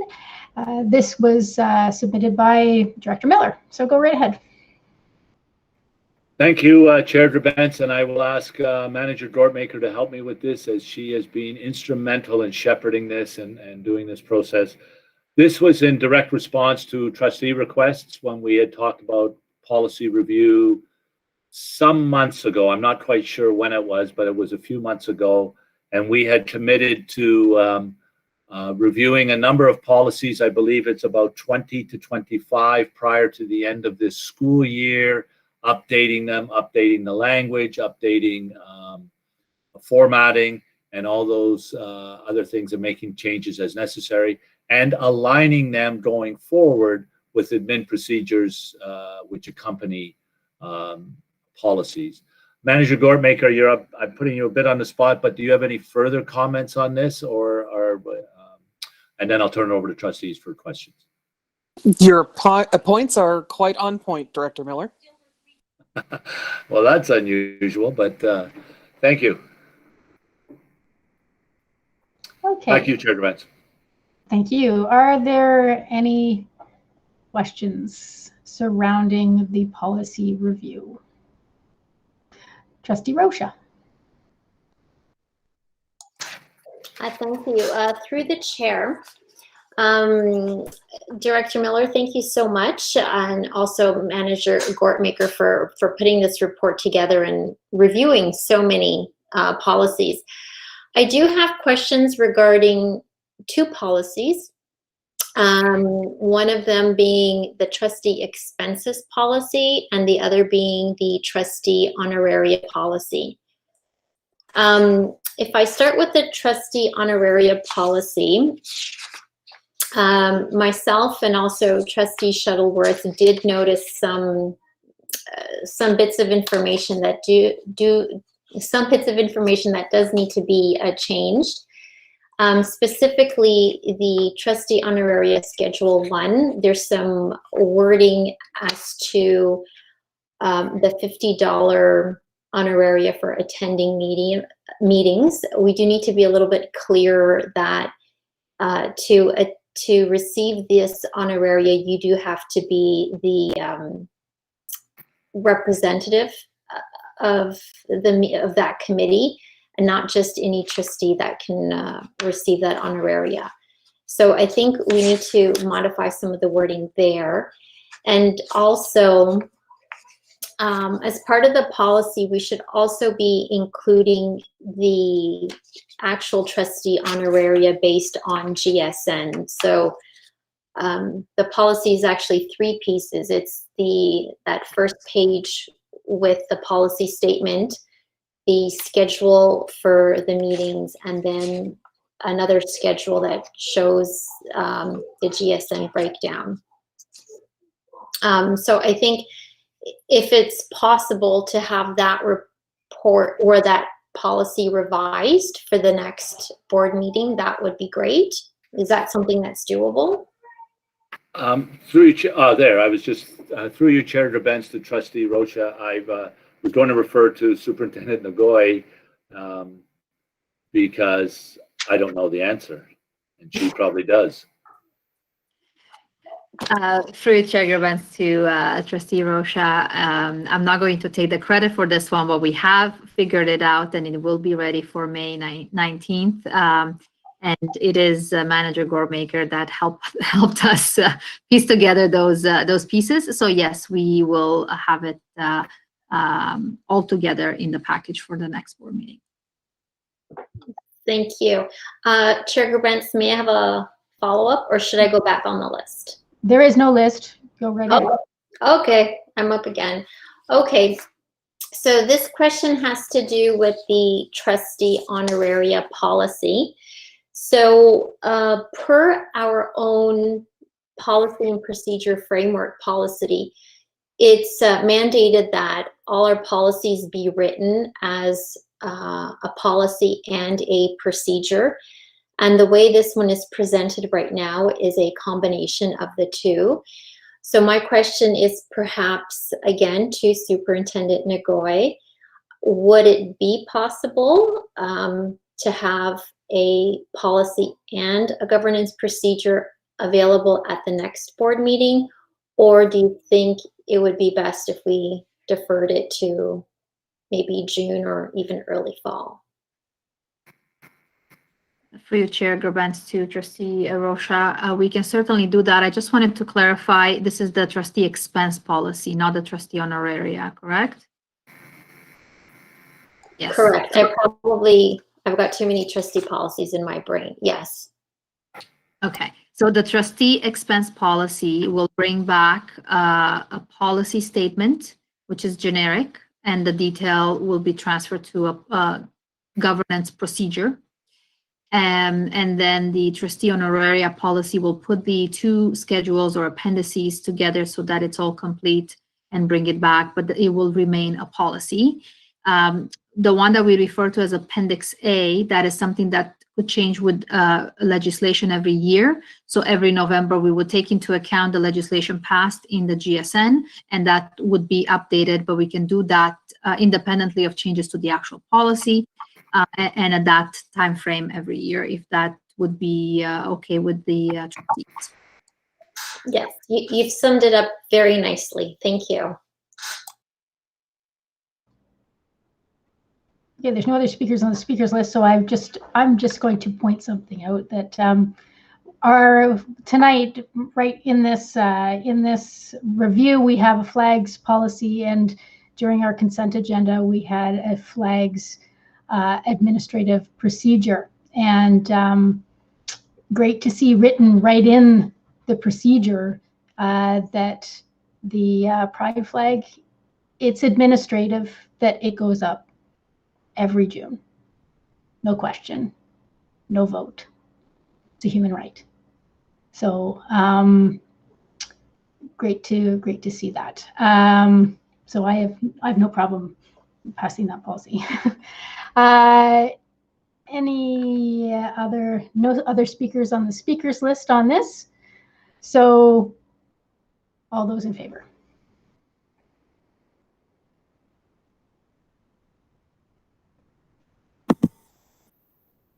I'm sorry, what are we voting on?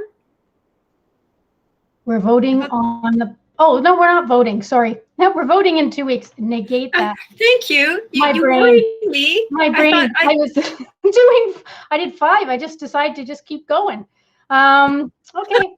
So I'll hold that vote till, May 19th. And we're on to risk management policy. Report 2, you can tell I couldn't sleep last night.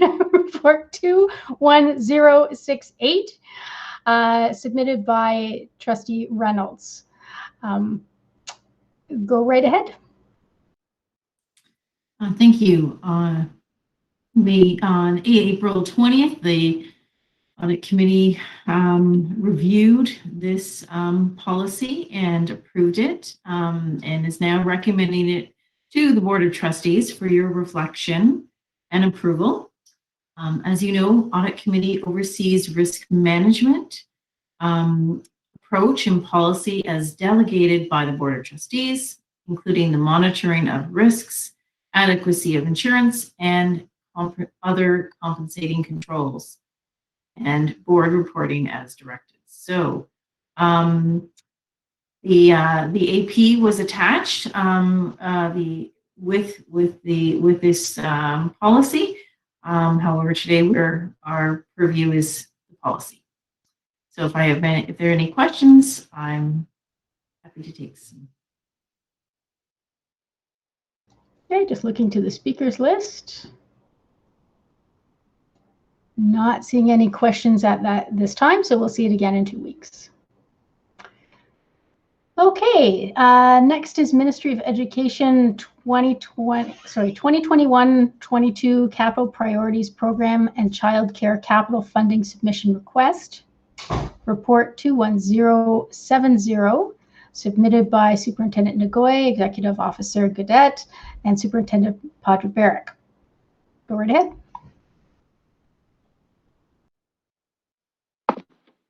Thank you, and maybe by way of introduction, I'd just like to thank the Capital Plan Working Group that came together to address the ministry memo that came out March 24th and kind of caught us by surprise. A lot of work in the background by an excellent team to pull together this short list that General Manager Thibault is going to present this evening.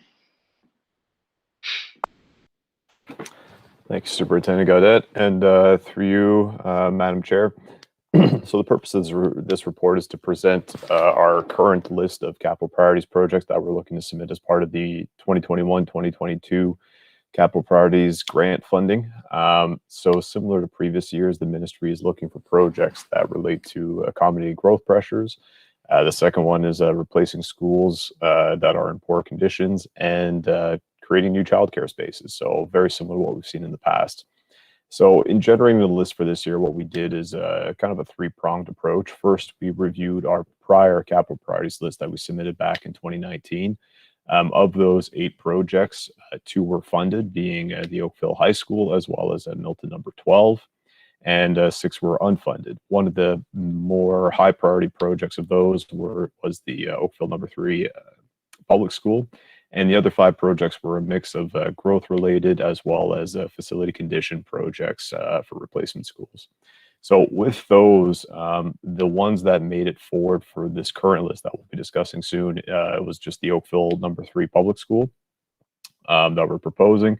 And the other ones, the main reason that they're not being carried forward as condition projects is primarily because of the fact that they don't meet the ministry criteria. So the ministry this time around has been very clear that any kind of rebuild project that was associated to either a previous PAR or strictly on a one-to-one basis for the replacement of a school that's in poor condition, it has to meet a certain threshold, what they call the internal rate of return. And if it doesn't hit that 2.5% threshold, where the cost to maintain the building and operate the building far exceeds the cost of replacing it, they're not considering it. So what we did as part of our analysis is review those projects, and if it met that internal rate of return as the ministry is looking at it, and none of them did. They all fell well below that 2.5% they were looking for. So for that reason, we're not carrying them forward, but they will be part of future considerations as to how we can maybe look to leverage those projects and maybe combine them with other initiatives.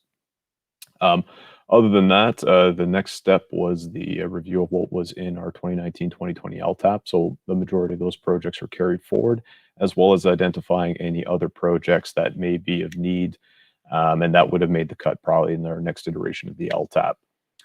So to get into the summary of the projects, we have a total of 6 that we want to present tonight for information, and we're open to discuss them tonight and consider them for future approval.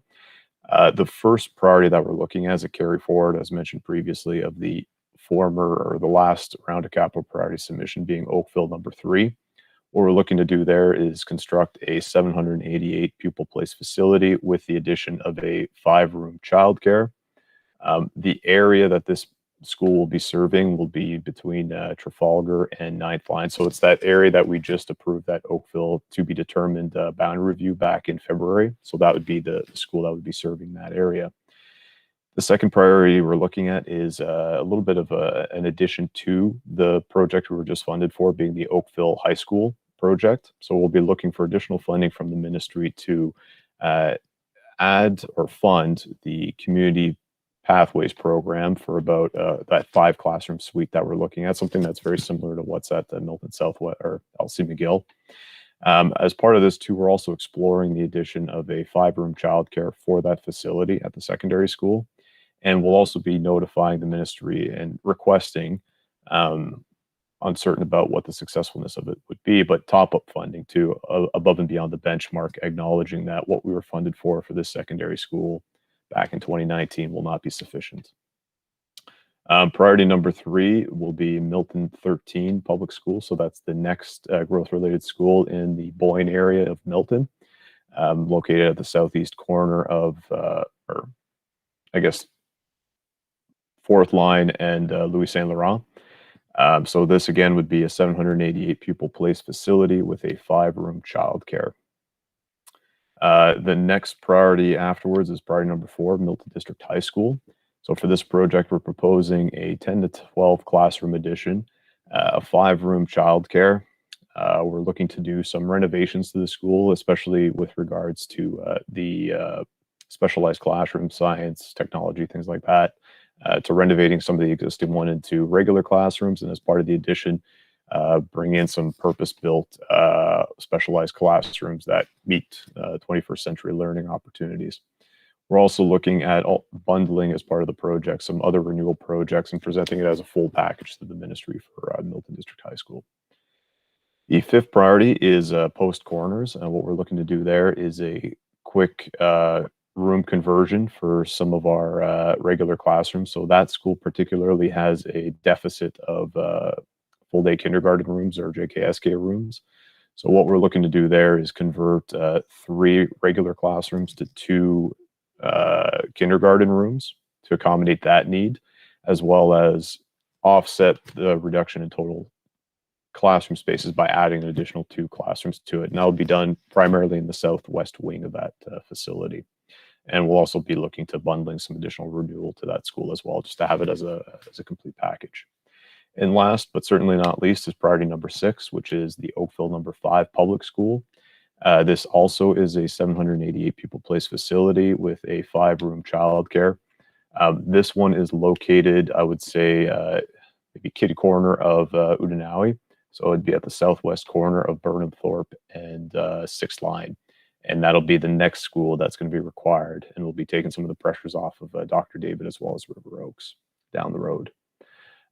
So with regards to this too, we have presented this list, preliminary list to the ministry to see what their initial thoughts were on it. And for the most part, there weren't any red flags that were brought forward. The one consideration was that for secondary school projects, we should consider whether the utilization functions well at a 23-to-1 loading, as opposed to what the current ministry loading of 21-to-1 is rated at. So other than that, they seem to be generally supportive and say that they're reasonable projects. We'll see how that translates into actual funding.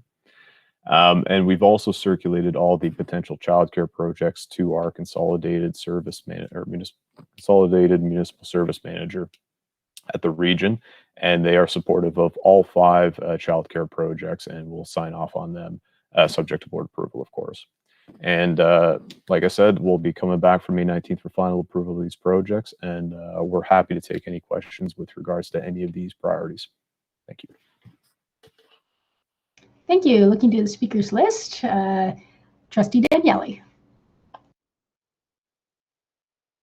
Thank you. It's a very small point on the excuse me, the top of the second page. You have that the ministry announced publicly on July 27, 2022. That's very prescient of you. I just suggest a date change.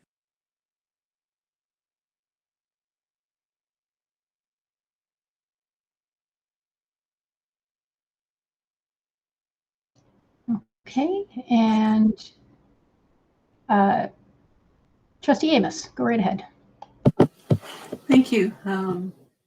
Through you, I have a couple of things. Why, first of all, why is the ministry suggesting that we reevaluate the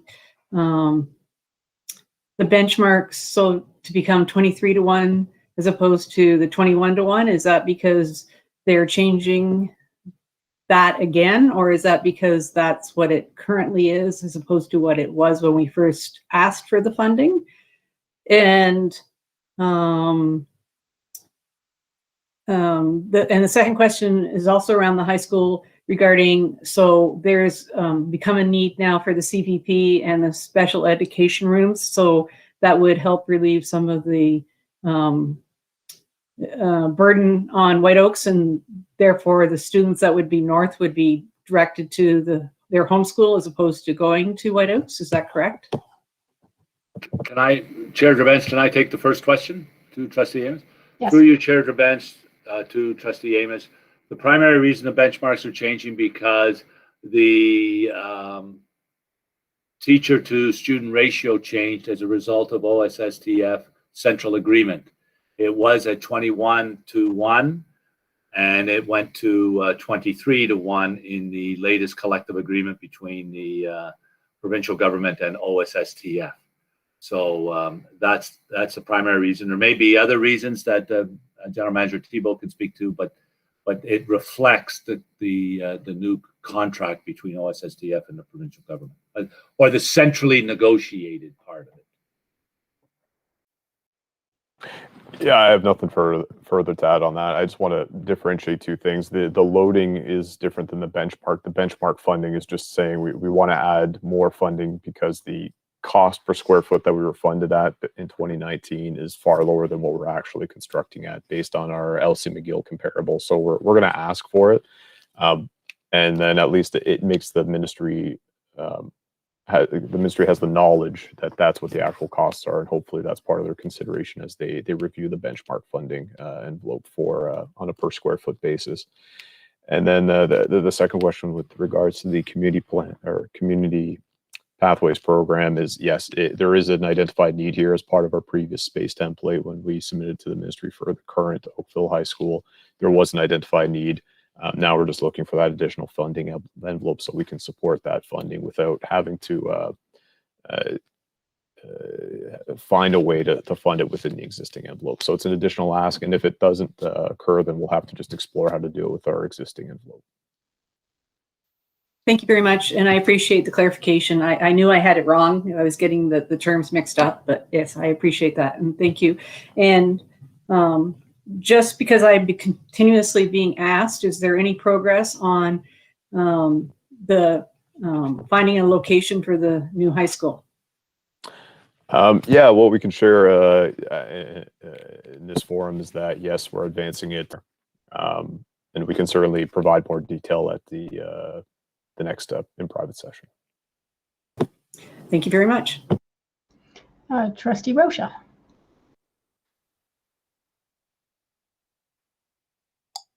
Thank you. Through the chair to General Manager Thibault. Just wanted to say thank you for putting Oakville Northeast number 3 as a top priority. Homes are going up fast and furiously in that area. And thank you for recognizing that and placing it at the top of the list. And no other speakers, so I'm on the list. And my question actually is more to do with the childcare spaces at the high school levels. It's not usual that we do that. At least, I mean, I know Pearson had one, and I know Bateman had one, but in the rest of, I might be wrong. We might have one other center in our system. Yeah, I'd like you to speak to that, please. Okay. Happy to jump in through the chair to the chair.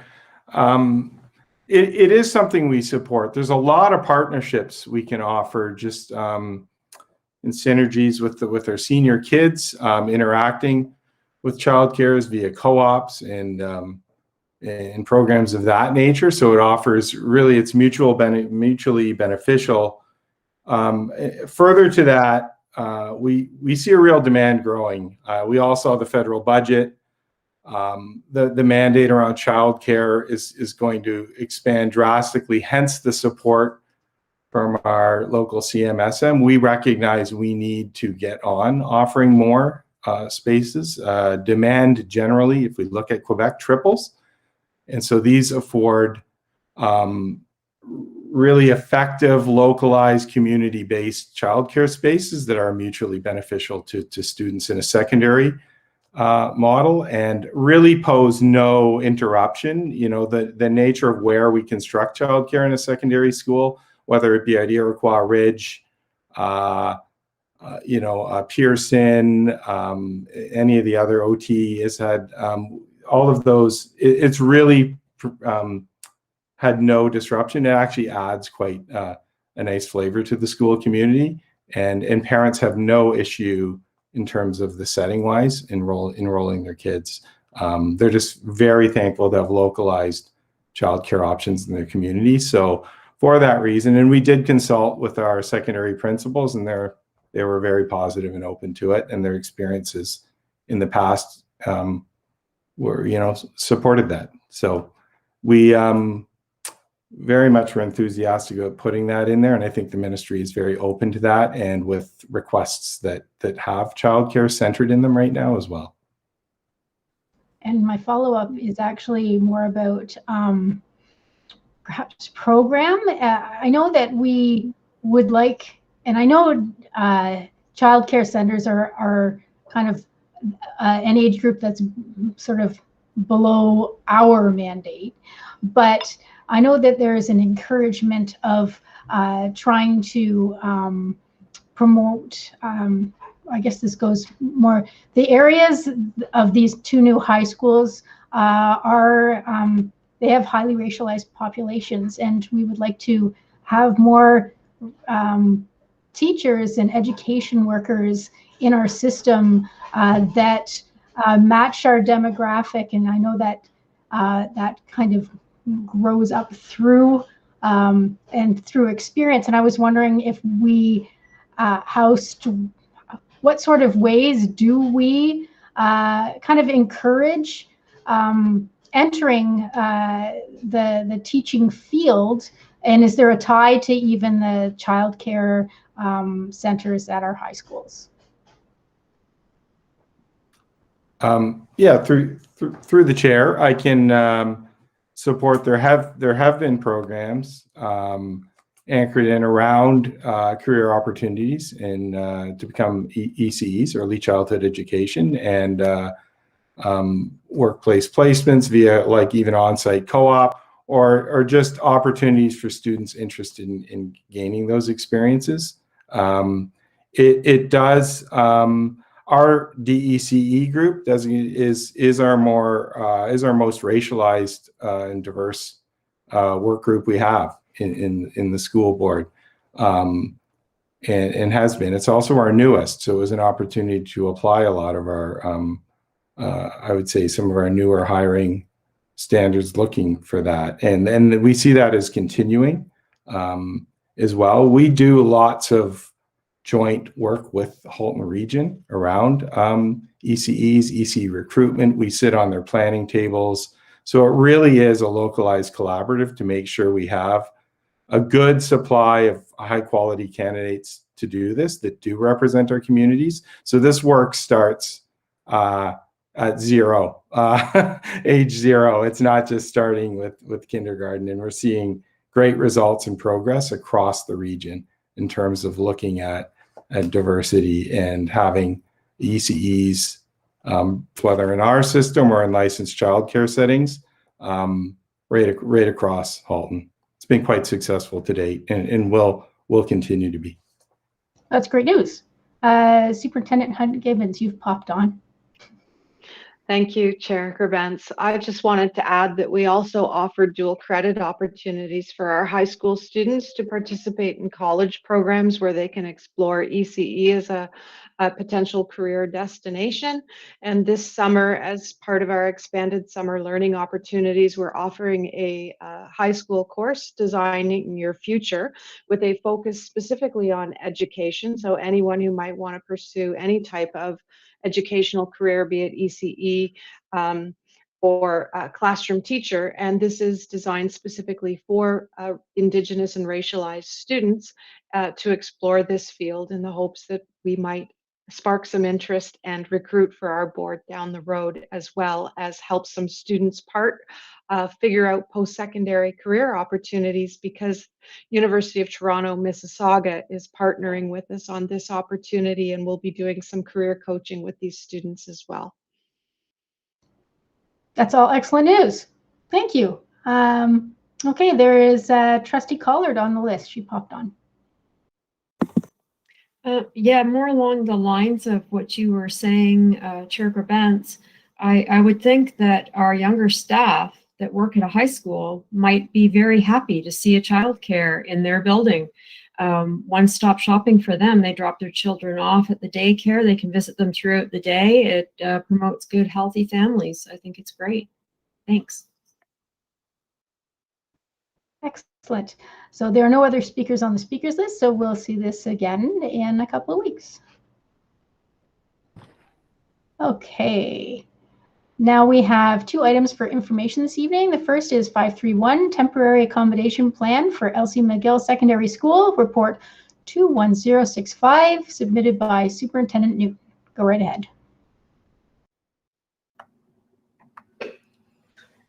Yes, good evening. You have the report before you. This is the proposal to have our 150 students who are all in grade 9 who will be attending Elsie McGill attend on site at Milton District in portables that have been arranged by Superintendent Godot and Facilities Manager Michael Walfont, that we would have them there for first semester and be able to use some of the infrastructures on that site in terms of the fields, the washrooms, the offices, and some of the classrooms. So it is the desire to have them locate there as a temporary measure, rather than have them locate in the other option, which was on the actual site of Elsie McGill Secondary School, because we do recognize that is a construction site in order to ensure that the construction gets moving in a good piece from September to February, that they can work better knowing that they're not having a population of students arriving there as well. So I will turn it to Superintendent Godot to add any pieces to that report. Thank you. Thank you, Superintendent Newton. And just to add to that, I think driving at this decision was the student safety factor. Certainly want to afford them a safe learning space with the amenities that Milton District High School will provide.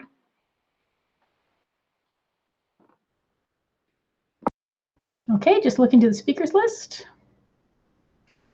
Trustee Shuttleworth, go right ahead. Thank you, Chair. Through you to I don't know, Superintendent Newton or Superintendent Gaudette. The portables that you're speaking of at Milton District High School, will those be new portables coming in? Through the chair to Trustee Shuttleworth, yes, we will be receiving new portables in addition. And so when they're done, will the portable then be taken away? I believe so. Yes, that's my understanding. Thibault has more of the background on the strategy. Yes, the thinking is that the portables may remain at Milton District if the population projections, as Manager Thibault indicated tonight, with the growth in Milton, there's always the anticipated piece that those portables will be filled rather quickly, even at Milton District High School for the regular population itself. So at this point, the portables moving on that piece of property, we believe that they could either be moved to another site in Milton if needed, or they could remain in reserve for Milton District's growing population as well. So it allows us some flexibility in our thinking. And I'll turn it over to Manager Thibault if you'd like to add anything to that piece. Through you, Madam Chair, the only thing I would add to that is also because we did have some grandparenting, or we kept the grade 11, 12s, 10, 11, 12 students at Milton District High School. There's a little bit of a hump there that'll we'll have that student population accommodated there, which will also require the portables. But to add to Superintendent Newton's point, there is some growth in this area as well, so we will be relying on those portables.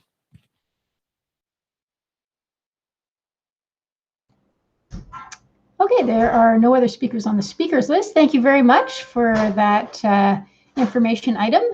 The next item is 532 COVID-19/schools update.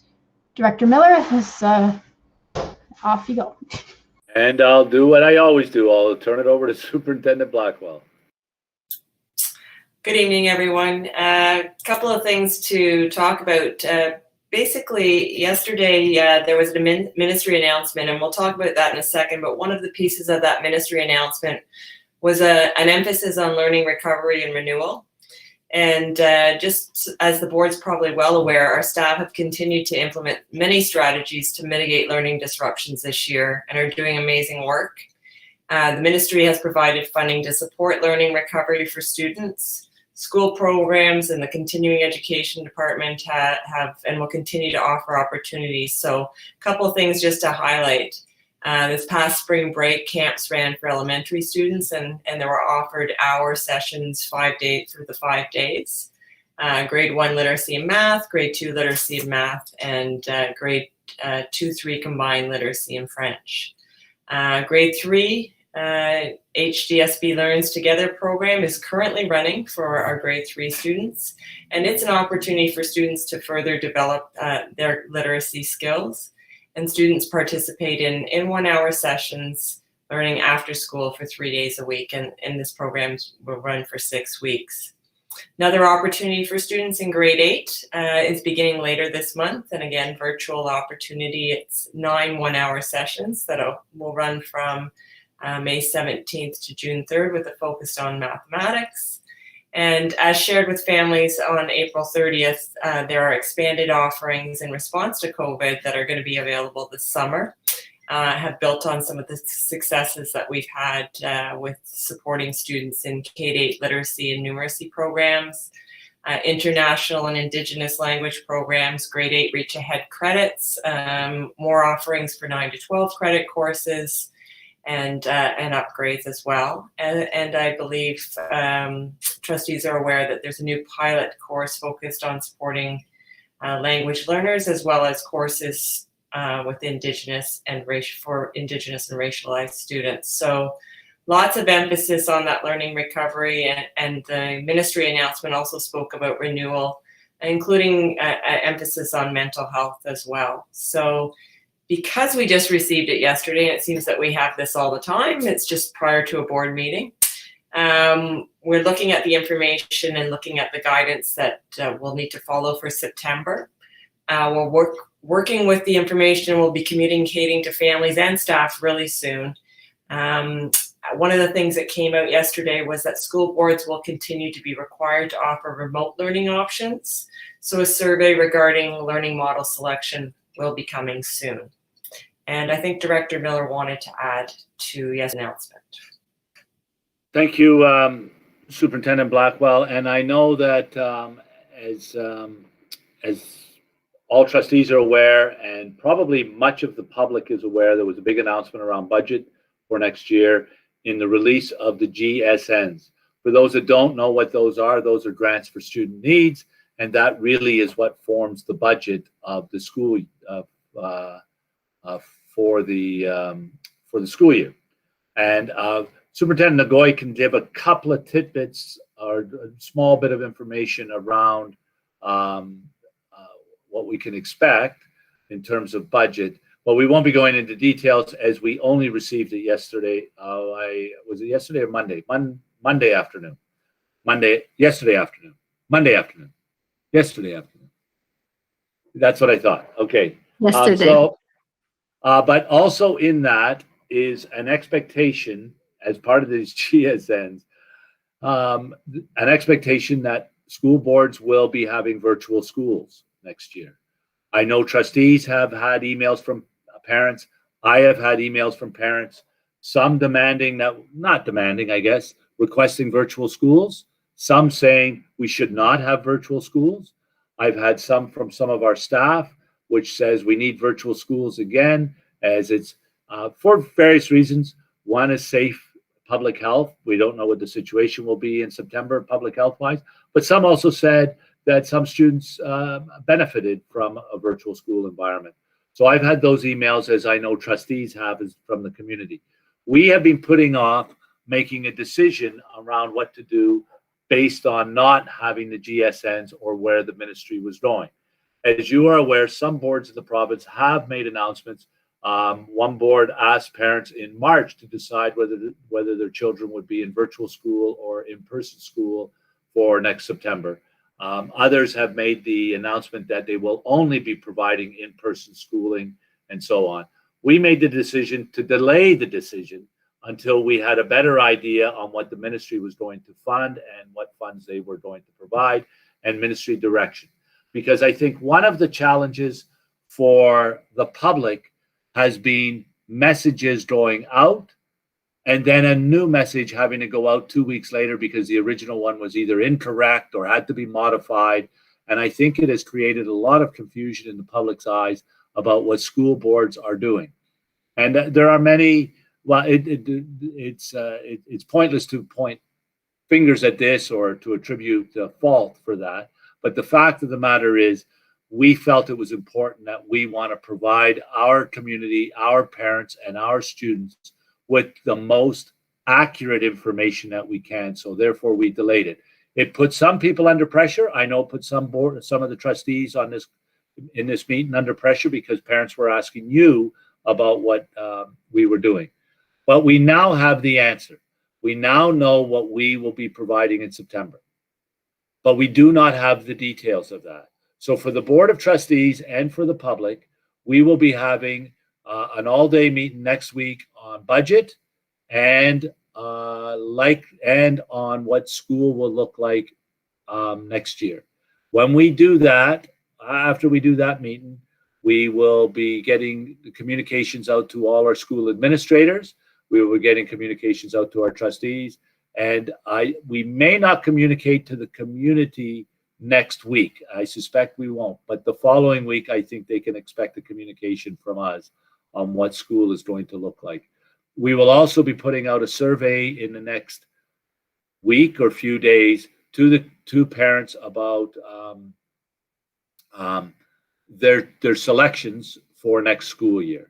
So there's a lot of work to be done, but I would remind trustees and the public, a lot of this work that we are now going to be able to get started in May, we did in August of last year because of all the delays and changes of information and so on. So the really good news about this is our budget is not the allocation of our funds is not very restrictive, I guess would be a way to describe it, but I'll let Superintendent Nagoy give some brief comments on that. But the other good news is, and there'll be lots of opinions about in-person only, virtual, we shouldn't have it and all that other stuff. But all the opinions aside, parents will have certainty going into the summer around what will happen in September, at least unless something changes at a different level. And I guess all bets are off a little bit. I see Chair Gerbentz nodding her head. It could, but I'm anticipating that we'll have far more certainty this year than last year. So families can expect us to put out surveys and they can expect information coming in the next 2 to 3 weeks on what school will look like next year, both in the virtual environment and in the in-person environment. Before I turn to Superintendent Nagoy, I asked Superintendent Blackwell if I missed anything or if there's something you think we should add. I think through the chair, just to respond to Director Miller, I think one of the things that we want to provide parents before we send the survey out is what that virtual learning option looks like so that they're making an informed decision. And, you know, fortunately or unfortunately, we're in a position right now where everyone has an understanding of what that virtual learning looks like in terms of what a day of learning would look like. And so that will help them with their informed decision. Thanks, Superintendent Blackwell. I'll turn to Superintendent Nagoya to give 2 or 3 points or highlights of the budget announcement. And I will caution that Superintendent Nagoya and her staff have not had anywhere near sufficient time to work through this in detail. So this is a very quick reading of it. So go ahead, Superintendent Nagoya. Thank you for your Chair Gerbens, to all trustees. Overall, the grants for student needs, which make up about 91% of all of our revenues in a year, seem to be consistent with last year's parameters, keeping up with some of the costing parameters in the non-salary components. We were very pleased to see the information in the planning memo upfront in terms of the expectation for remote learning, as well as additional funding for one-time COVID-related expenses. For our board, some of the items have been already tabled by school board, so we do have some of the items individually for our particular district. We are looking at about $13 million in COVID funding next year. Most of that, about $9 million, is geared towards staffing in the classroom or directly involved in supporting students, and to support remote learning, including school administration. Some of the other funding that was announced is also around special education, mental health, as well as re-engaging students and working on some of the learning gaps that may have emerged this year. So that's around $2 million, and about $900,000 to help with the additional cost of running all the increased filtration in our schools, as well as the air purifiers, and recognizing that that does increase our operating costs for all of our schools. One of the aspects that was mentioned is to budget for all of these for half the year, and wait for additional information to see what advice may come from public health in terms of the second half of the year. The minister, however, did mention that remote learning will be available the entire year next year. So we do need some clarification in terms of how we will allocate those additional resources. The senior team, as Director Miller mentioned, has to come back to the table. We had a list of initiatives that we were contemplating, a list of gaps that we needed to fill, and also a list that we didn't know if we were going to have funding to do so. And now that we have more information, we have to regroup and see where we align the resources that have been identified.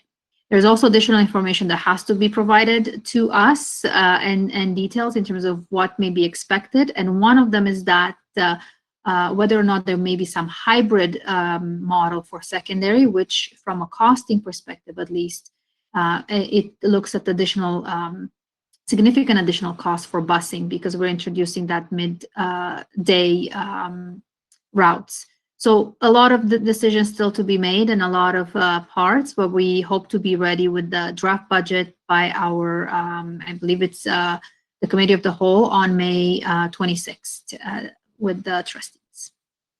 So Chair Gerbens, I would ask if trustees have questions of budget, please take note that we don't have a lot of information and we've just received it barely 24 hours ago.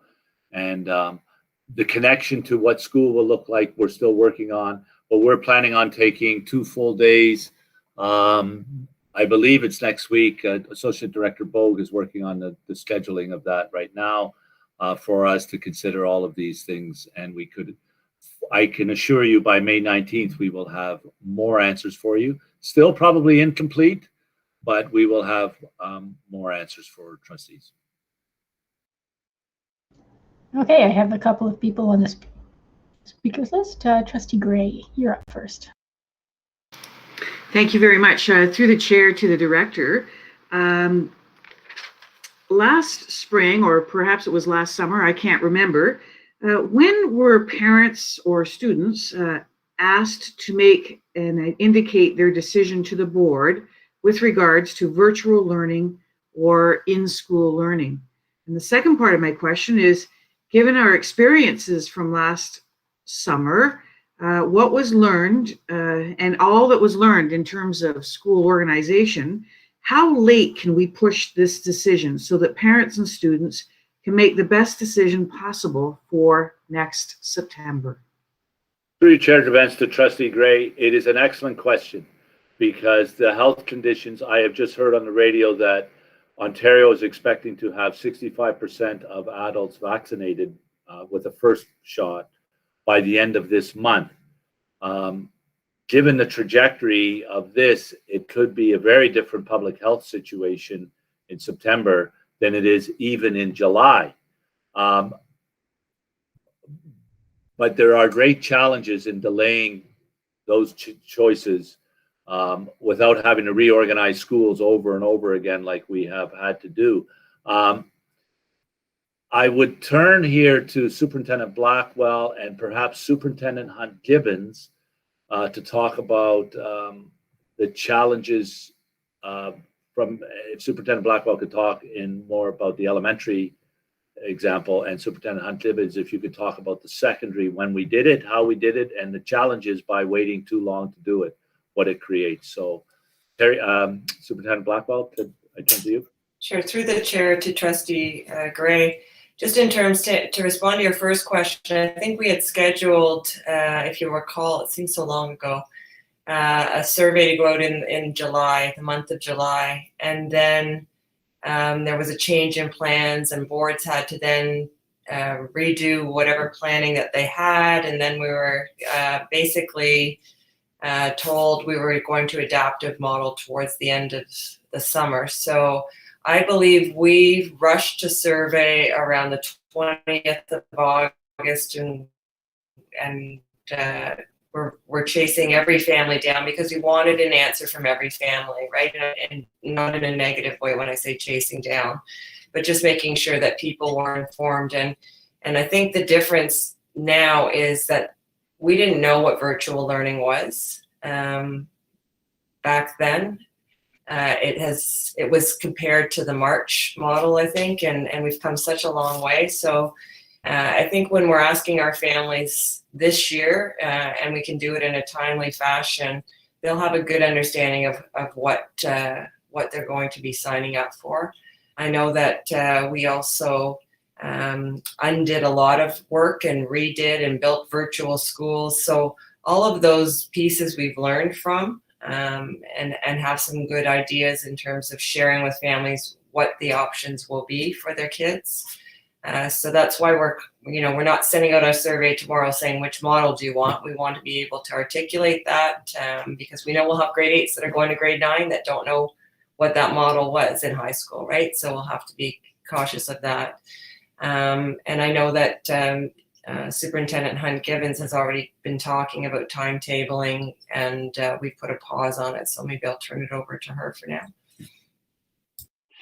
Thank you, Superintendent Blackwell. I would just add that there have been lots of lessons learned over the course of this last year.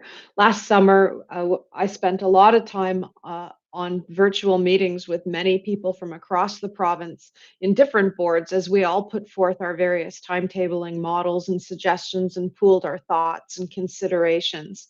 If you'll recall, quadmesters was not the first model we put forth, nor was it the first one approved. We actually had 3 different models approved last year. We moved to quadmesters out of public pressure from staff and families, and that was the one that was predominantly done across the province, although there are both octomesters and semesters happening out there right now. We've also learned that some courses lend themselves better to virtual learning than others. If we were doing this again, we would have to look at what courses we think are best suited for a fully virtual model and plan accordingly. The fact that we now know ahead of time provides us with more time to put forth a more well planned out plan and more time for families who've now experienced this to make an informed decision. Last year, we asked everyone to jump, and we all held hands while we did just that. But now all families have had the opportunity to reflect on what works best for them. And they know just how well we pivot, as well as all of our brick and mortar students are currently at home in remote learning right now. And I will say doing a very good job at it as well, given the circumstances that we find ourselves in. So we will bring forth a plan to the board. We're just still digesting that information, as Director Miller has said. But I have every confidence that it will be a very well thought out and well timed plan for communities and for staff. Through you, Chair Gerbens, I would just add a couple of comments to what Superintendent Hunt-Gibbons said. We did go to a quad model in part for public pressure, but I recall specifically an announcement by the Minister of Education on August 11th of last year, which was the primary cause for us to have to switch to a quad model based on the way they were doing it. So, and what the Minister of Education had said. But I do want to comment one final, Trustee Gray, and I think this will be a hard message for parents, is we're going to have to ask them to decide, and we're going to have to stick to the decision, or we'll be timetabling or rescheduling schools into September, which is what we did last year. We delayed school by a week and so on.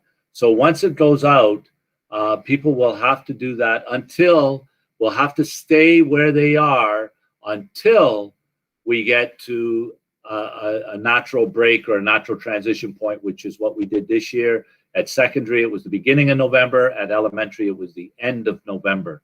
And that might be a hard message for some families to swallow if they have chosen virtual and then want to be in a brick and mortar school. And we're asking them to decide 2 or 3 months before school begins. But we cannot go through the same process again where we are scrambling. And I would say the scramble last year was because of, shall we say, outside forces, if that makes sense to people. And so therefore, we will be doing that, and we will be taking a pretty hard line in around those switches once parents have had an opportunity to say what they can. Otherwise, we spend the whole summer swapping, moving staff, doing this, and then in the end, we're not ready to go in September. So I think that's an important message for families to understand. So they need to think carefully about what they want for September. There will be opportunities in the school year to switch, but once they've made the decision for September, it's sticking. Okay, before we can go further, we need a motion to extend. May I have someone? Trustee Rocha, seconded by Trustee Oliver. Thank you. And we need a time. I know we don't want to extend too late. Some of us are really failing. You can use your microphone. And we have a long day tomorrow. And we have a long day tomorrow. Yes. Is 15 minutes enough? Director Miller, just considering you have to do a director's report, do you think 15 minutes would do it? Considering I only have one short item in the director's report, I think we could do it. But I would ask, Chair Gerbens, your indulgence, I should have called upon Superintendent Pennyfather to talk about virtual school for elementary in terms of timing. So I would ask Superintendent Pennyfather if he could come on the line to address the important question that Trustee Gray had asked. Yeah, so we'll, if we could just, I'm sensing we'll get I'm hoping we'll get a positive extension. Actually, Superintendent Pennyfather, why don't you speak to it, and then we'll have our vote. Just in case it fails, I would want you to have your opportunity to speak. Thanks. Last summer we got the final word regarding virtual schools on August 23rd, and we had the schools up and running mostly in about 2.5 weeks. We learned a lot about about timelines and decision making. By the third time that we did an ask to parents this year, we had it down that we could do it efficiently to in around 20 working days. Finding out May, June is plenty of time, and we were able to back it up from there. A lot of what we learned about virtual schools were our current systems of moving students around and large volumes of students weren't set up for virtual. So our IT department has worked very hard to find workarounds and efficiencies and that kind of thing. So that's something that we know to be a lot different from last year. And then the other thing that we've had lots of help from our IT department this year on technology and how to get that out the door and support those students that have it, and also what the needs of teachers are and how best to go about that. So a lot of learning on the nuts and bolts issues that we can be pretty efficient this year. So June, knowing about it in June is a lot of time compared to what we've had this year. Okay, thank you. So before we take another question, we'll go to the vote. So all those in favor of extending for 20 minutes?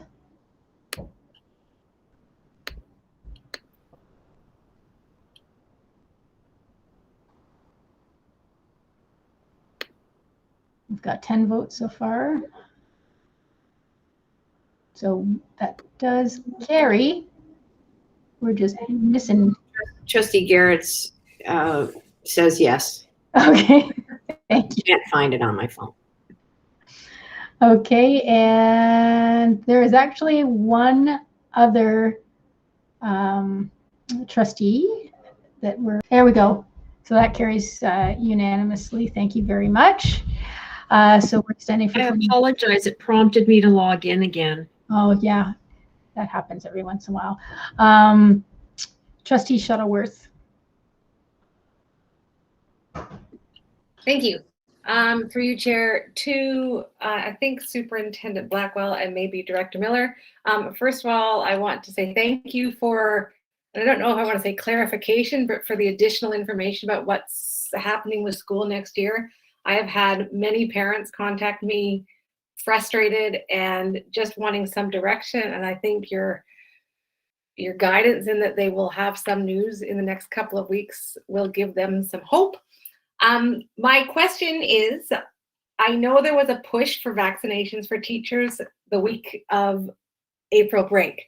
I'm just wondering if we are aware of how successful that push has been, because I know with the 4-month waiting period that Ontario has put into place for them to be fully vaccinated by September, we really want to be seeing all our teachers' first vaccination pretty darn soon. So I'm just wondering if we have any idea as to how successful that push has been. So I don't see Director Miller. So through the chair to Trustee Shuttleworth, this is a really easy answer. All of our staff, unlike other jurisdictions, all of our staff who are not working 100% from home were able to be vaccinated through Hulton Region Public Health, which is phenomenal.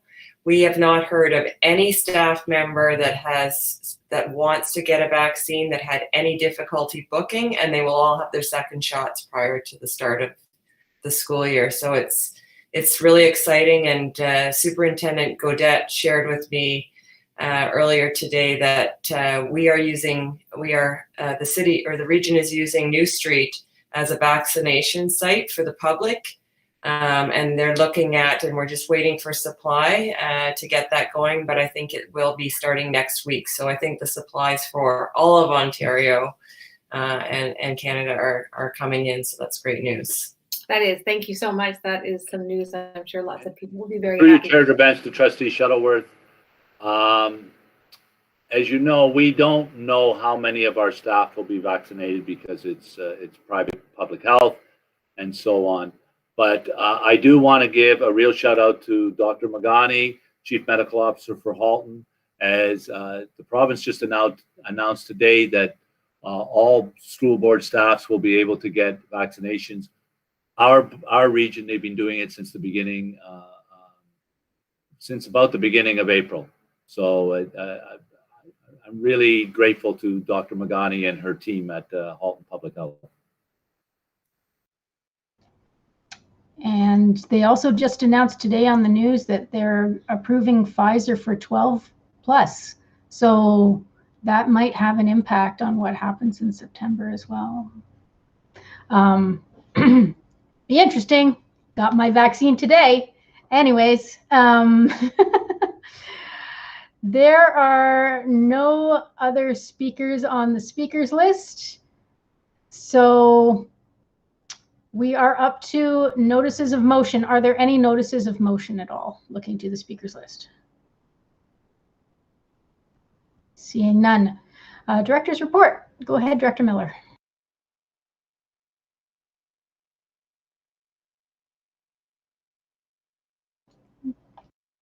Thank you, Chair Bentz. Through you, Chair Bentz, to you and all trustees.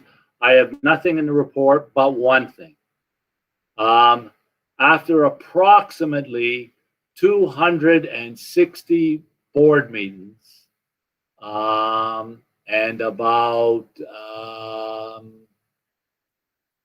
60 SEAC meetings, this is Superintendent Zonnefeld's last board meeting with the Hulton District School Board as he gets on his horse and rides off into the sunset. His horse is just out here, the board office here, so he'll be getting on that shortly. So I know I have spoken about Mark in the past, and I know when he announced his retirement, I said many words, but I think I would just like to echo or reiterate that Mark has been a valuable servant to this board and its students and has served and delivered public education, and it's been a calling for Mark. And he's done so with great integrity, professionalism, and I would say love for his profession and those students that he has served over these many, many years. And, you know, he may want to say one or two words. I'll go give his horse some hay so it's ready for when he gets on it. And I just want to say in a very public way, thank you, Mark, for all you've done for the students of Hulton, for all the support you provided all the staff, and personally, all the counsel, wise counsel that you have given me over the years. So thank you, Mark.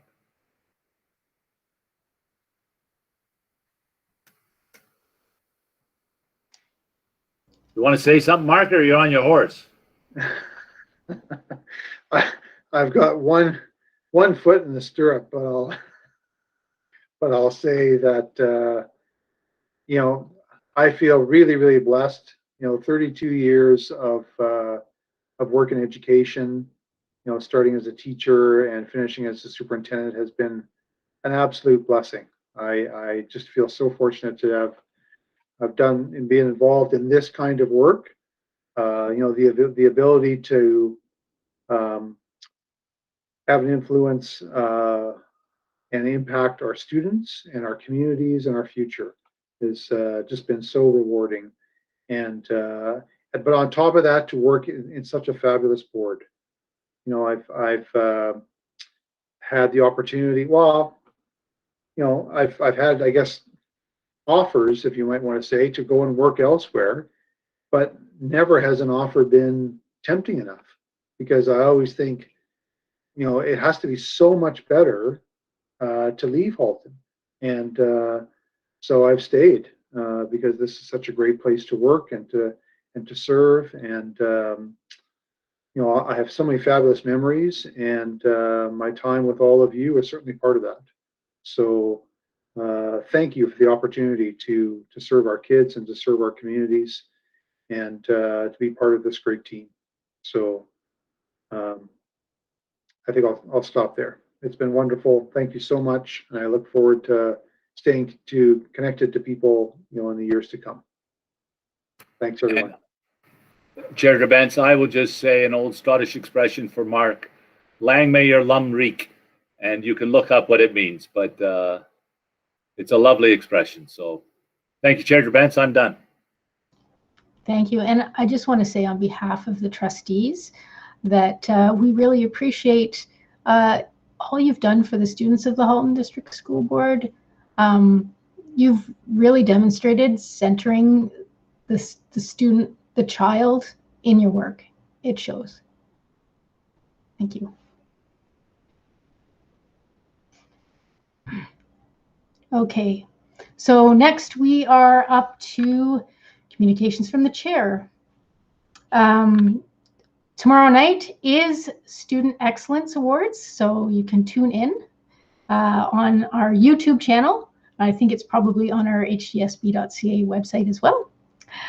And we have a number of letters there. As I mentioned, the first one is the one we wrote. And to go with that motion earlier in the evening, there is also a website people can visit for some more information called hultoneducationaction.ca. That Hulton Education Action is all squished together. And I'm just going to move on quickly to committee reports. Do we have any committee reports at all? Oh, did actually, Trustee Shuttleworth, did I miss you? Or did I just not mark you off? Okay. Oh, okay. Are there any committee reports at all?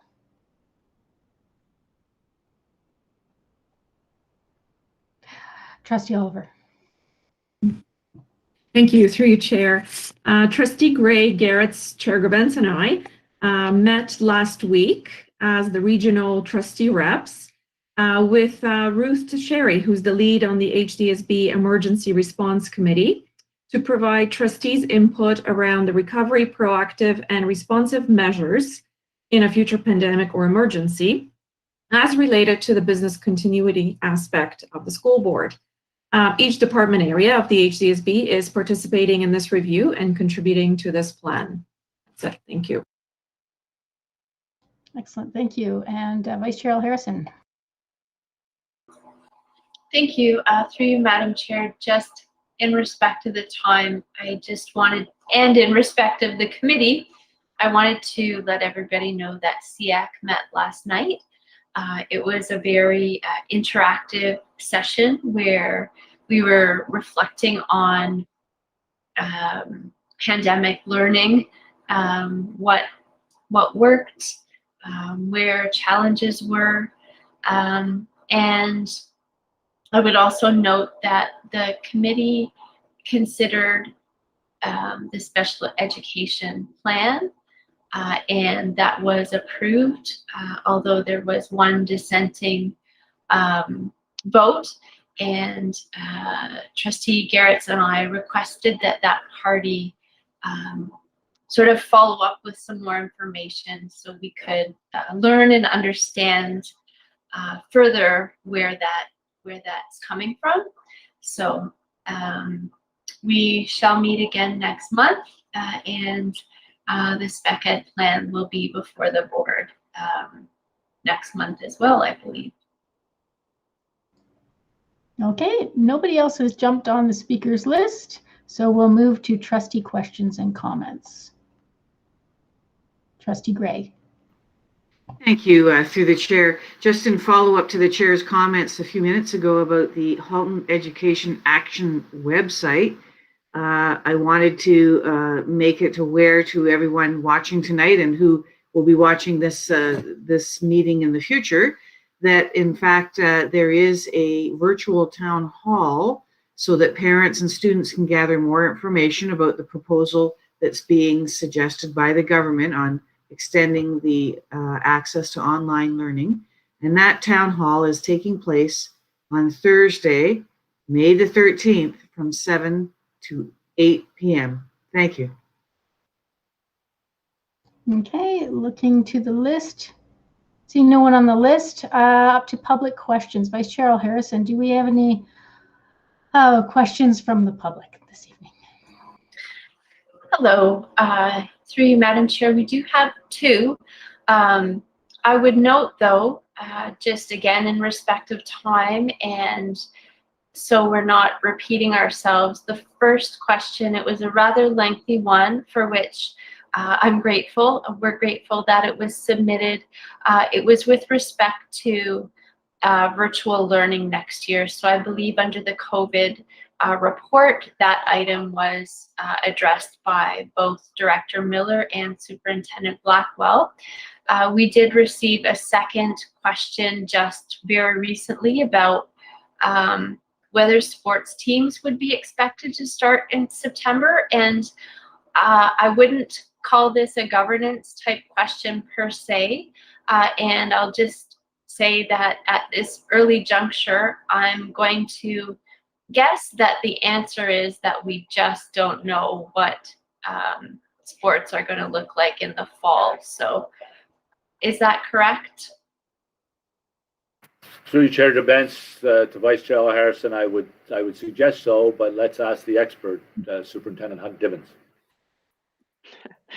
Thank you. Yes, that does require a crystal ball.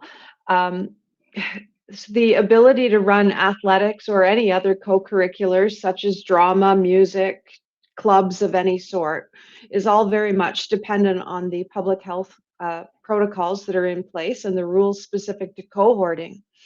And so whether or not we have cohorting or any other parameters on public health will determine what it is we're allowed to do individually or in crowds next fall.